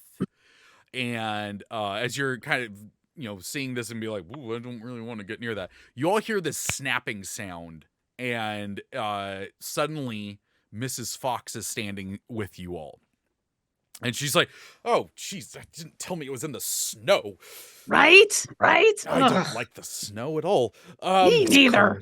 Oh, Neither. good. Well, and she looks over to Arkira burning a lich body. Well, I see that went well. Good job. It's just asleep. It's just asleep. Did it say anything? just Do you know? asleep. Was that Darkwood? Yes. Okay. Oh, what? Uthal, what did he want to call himself again? Fackle Barthadu? Oh, that's just ridiculously silly. Yeah, it's a weird name. Right? He's a strange fellow to begin with. And then she kind of turns and looks towards Alicia and goes, oh no. And she's looking directly at the fount behind you. And she looks from there to the little large jar, and like she seems to completely forget about her body temperature, and she just kind of, her shoulders sink, and she says, "Oh no, that is not good." Yeah, we were just trying to figure out what to do about. Is there something we can do? She walks over and picks up the apparatus, and she says, "This, yes. That," and she points at the fount, "no. That is a fount of multiversal energy that sometimes spews into different parts of reality. They have different varying effects in the immediate area, but the thing is about them, though, is that they are an anchor. They are an anchor from that universe to the multiverse as a whole. It's the way that they kind of, stay in place and whatnot. They're also the way that I used to connect universes. You see, outside of Sigil, you can't really go from one universe to another. That's not when you cast plane shift or anything like that. You're going somewhere else within your same universe. When my husband and I were testing out these things with the multiverse, I had a wild idea of a way to connect them. And it required taking the soul of a living person who is native to a universe and connect it using one of these founts. I would place the soul in it, which would anchor it and that universe together, forming a bond. And you could then travel from one universe to the other. Fairly simple, well, still high-level magic and whatnot, but wasn't anything anyone was going to stumble on. But it was an interesting way to move throughout the universes that didn't need the hotel or sigil. And it was something that I was studying to see if there was possibly a greater use for. But what they're doing here, as she looks at the apparatus, she kind of moves her hand around it as if she's kind of exploring things about it, like just above the glass, kind of moving it around. And she says, "This soul is native to Sigil," which means that they were trying to link it. Yeah, I mean, the guy was saying something about trying to destroy Sigil. Yes, and I think I see what they were trying to do. Linking universes is dangerous. It's something that I didn't just take on lightly. I knew that there was a risk, and I perfected my experiments until finally trying it. What it looks like they were trying to do here was quickly merge them, which essentially would have smashed Sigil into this universe. And most of the time, one universe comes out fine, a little bit damaged, and the other one is completely lost. Because this is an entire universe versus Sigil, that would have obliterated that plane of existence. But we stopped them. Yay. Yes, Right? no, that is good. That Right? is good. Terrifying because this is not something that is known. This isn't in books. This isn't written down anywhere. I know because I came up with it, and I specifically did not write it down. So it's the other you? That's what I'm thinking now. Do we think this is how all the other universes are getting destroyed? This lich was like smashing Sigil into other universes like a billiard table? It doesn't explain the death energy. That it's kind of an instantaneous sort of thing, and there's no signs, there's no anything. It just suddenly happens. So this isn't our answer. You have to keep looking, it sounds like. It's part of it. This has to be part of it. There's the full likelihood is, she points at the currently burning form, that person learned this technique from another me, the other me now. Well, so we got to find the other you. How do we disable this one? You said there's a soul in there. Can I like she release the she soul? has the apparatus that still has the soul, and she says this, as long as the ritual and techniques weren't used, this is fine. We can return this back to Sigil. don't know about finding the person that it belongs to. I might just hold on to it for later, and we'll see what happens there. I mean, I can help with that. We'll look into that. But I think now best would be to get back to the house. I have some information. And I'm going to need to go back to the Lady of Pain now and inform her of other things. And she looks to York here. She says, would you mind assisting with that? Talking to the Lady of Pain No, or just getting back to the house? Getting back to the house. Oh, okay. I got very confused for a second. I'm like, you don't want me talking to anybody, but you especially it'll don't want me work here talking to... because it's Sigil, so we can just get back there. It's connected and everything. Okay, that's good. Everybody get close. And what? I think I could do everybody, right? It's 5 willing creatures. Yes. Yep. So as you all like gather up, she'll pull out her wings and like encompass all of you, and hug. kind of a hug, kind of a group hug, and then she'll say, "Okay, let's go home." And as soon as she says home, you all get engulfed in golden light, and then we're back in the corner of the den that she's burnt onto the floor with, and we're back in Mrs. Fox's house. I think Pilkins is still not used to it, so he like kind of falls down to one knee, but not both knees this time. And he pops another good berry to make himself feel less And nauseous. Mrs. Fox goes, please don't throw up in my house. These will stop that, don't worry. Pilkins, also, you did amazing back there. That was absolutely incredible. You can go wash your new clothes, and then they'll be fresh and clean, and it'll help. No. I'm going to leave the blood on this. This is now my murder suit. It's what I wear when we go out and be adventurers. Okay. And then when we're done saving all the multiverses, I have a therapist that you can talk to. She's really good. I promise she'll be a lot of help. We'll go to the Radiant Citadel and I'll introduce you. And yeah. That sounds great. Mm-hmm.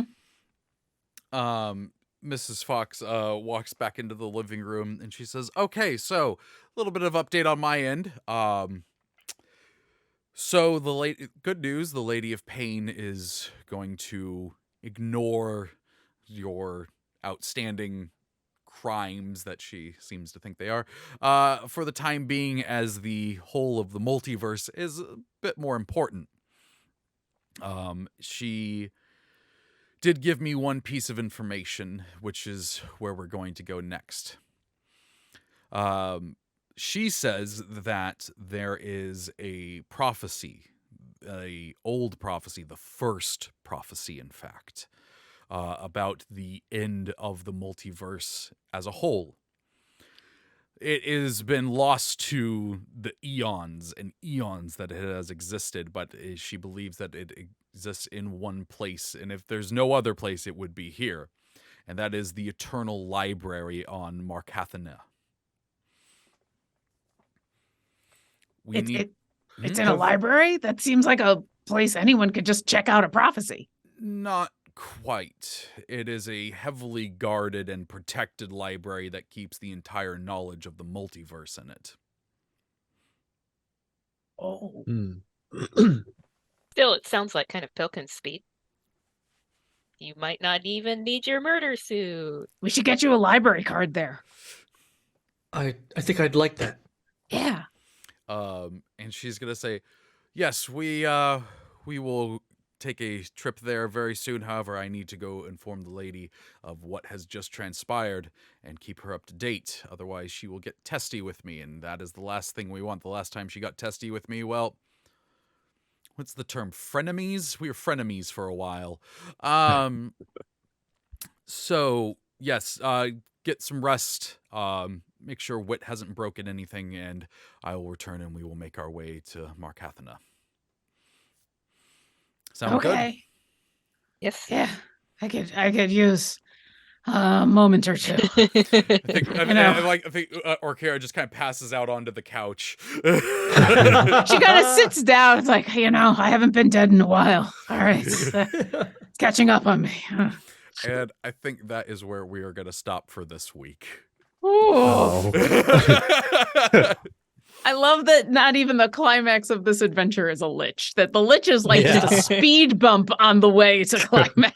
Just a little appetizer. That is how I like to run my games. Also, yay, Pilkins! Yay, Pilkins! Yeah, he killed something.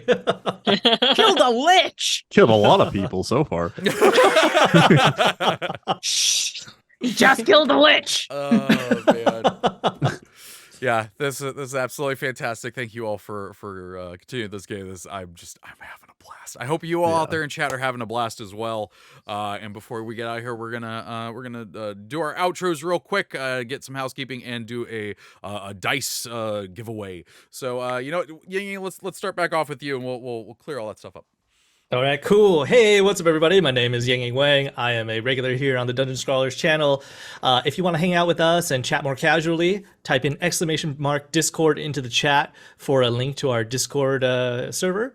It is a really cool, chill community. We do all sorts of really fun things like chat games, chat TTRPGs, all that sorts of good stuff. We even have like an ongoing series of movie nights going on this Friday, every Friday, starting at 7 p.m. For the next 2 weeks from now, because we're recording this before and showing this later. Time. Timey-wimey. Yes. And also, one last time, type in !Ticket into the chat for your chance to win a set of dice of your choice from phoenixdice.com. Anybody in the world may enter. So get that in there right now. I'll give you like a little bit more time because, there's some delay, not only in the stream, but in when we stream it versus when viewers actually see it. So I'm just vamping right now. And hopefully that's enough extra time. So I'm ready to choose a winner. Here it is. Boom! Wow. Hey! Is it Congratulations! Wow. Insert name here. wrong? Would have known it would have been you, not me. So proud of you. So proud of you. Yes, you did it. You I did will it. DM you You're an for redemption honorary instructions. Rhonda. But Yang, where else can people find you if they'd like to do so on the interwebs, and then choose someone else to do an outro? Oh, yes. Okay. You can also find me on Twitter for as long as it exists at Two of the Yangs. But really, I hang out on the Discord, so join our Discord server. I'm going to popcorn it over to, let's do Lauren this time. Oh, hi, I'm Lauren Urban. I'm the content manager over at Idle Champions of the Hey. Forgotten Realms. You can find me on the socials as Obo Lauren. If you liked this character, or Kira, you can find her in Idle Champions of the Forgotten Realms as an available character. I think she's kind of fun. You can also find me on Tuesdays on the Demiplane RPG channel, playing a druid in Children of Erte with the amazing Deborah Ann Wall as the DM. That is a completely different game, but includes just as much laughter and just as much tears. And otherwise, you can find me kind of all over the place doing TTRPG stuff. And I will popcorn it over to Rhiannon. Hey, I've been Rhiannon Held. I write urban fantasy as Rhiannon Held, the Silver Series. Space opera is RZ Held. The first one is Clean Install. It's a complete series of novellas. And we were talking about tropes the other day. So one of the tropes is the romance of adversaries to lovers. So if that's your cup of tea, then Frenemies. check it out. Always. Mhm. And I'm also on other Dungeon Scroller games on Wednesday at 6:30 Pacific, and occasionally on Twitter, and also on the Dungeon Scholars Discord. Join the Discord. Do it. And then St. James, I guess, is the next one. Yeah, hi, St. James here. I am a TCG collector and player. You can come find my Instagram at St. James Collection. If you want to follow me on Twitter, it's just Kyle St. James. That's it. And you can see a Easy profile peasy. picture from over 15 years ago. Yeah, me when I was 20, 21 Wow, maybe? nice. 21. Still haven't changed at all. Look the same. I mean, Exactly you're the lucky. same. Man, what a humble brag that was. Yeah, haven't aged in a decade. Good for you. Oh, yeah. Go to his Twitter profile chat and give him shit for it. Just look at it. Just look at it and you'll see. Yeah, I've been Trevor Bettis, your DM through these multiverse adventures. You can find me on Twitter at the Trevor. There is an A hiding in there. And yeah, thank you all so much for joining us. Again, if you didn't understand a lot of the things that happened in here, there are two. Neither did we. There are two adventures that happened before that explain a little bit of stuff. A little bit. Fun fact, actually, I will tell you this. I knew in the first Hotel at the Edge of the Multiverse that it was Duke Raven Darkwood that was behind everything. So for this one, I'm like, oh, I finally get to do that. Yay! because it was just useless knowledge for me otherwise. The joy of a DM having their plans oh my come God. together. So yes, this is a show that is happening every other week, which is why the time differences are so much fun to figure out when we can announce things like that roll that Lauren mentioned with that new roll smell. What is Smells that like smell? cookies. Smells like Smells like cookies. Yeah, Oh, not amazing. rolls, ironically. But yeah, so that we're gonna be here not next week, but the week after. But there's still an awesome show that you can check out on this channel regularly. And so that is gonna do it for the Adventurer's Guide to the Multiverse this week. We'll see you in 2 weeks, but until then, take care of yourself. Bye.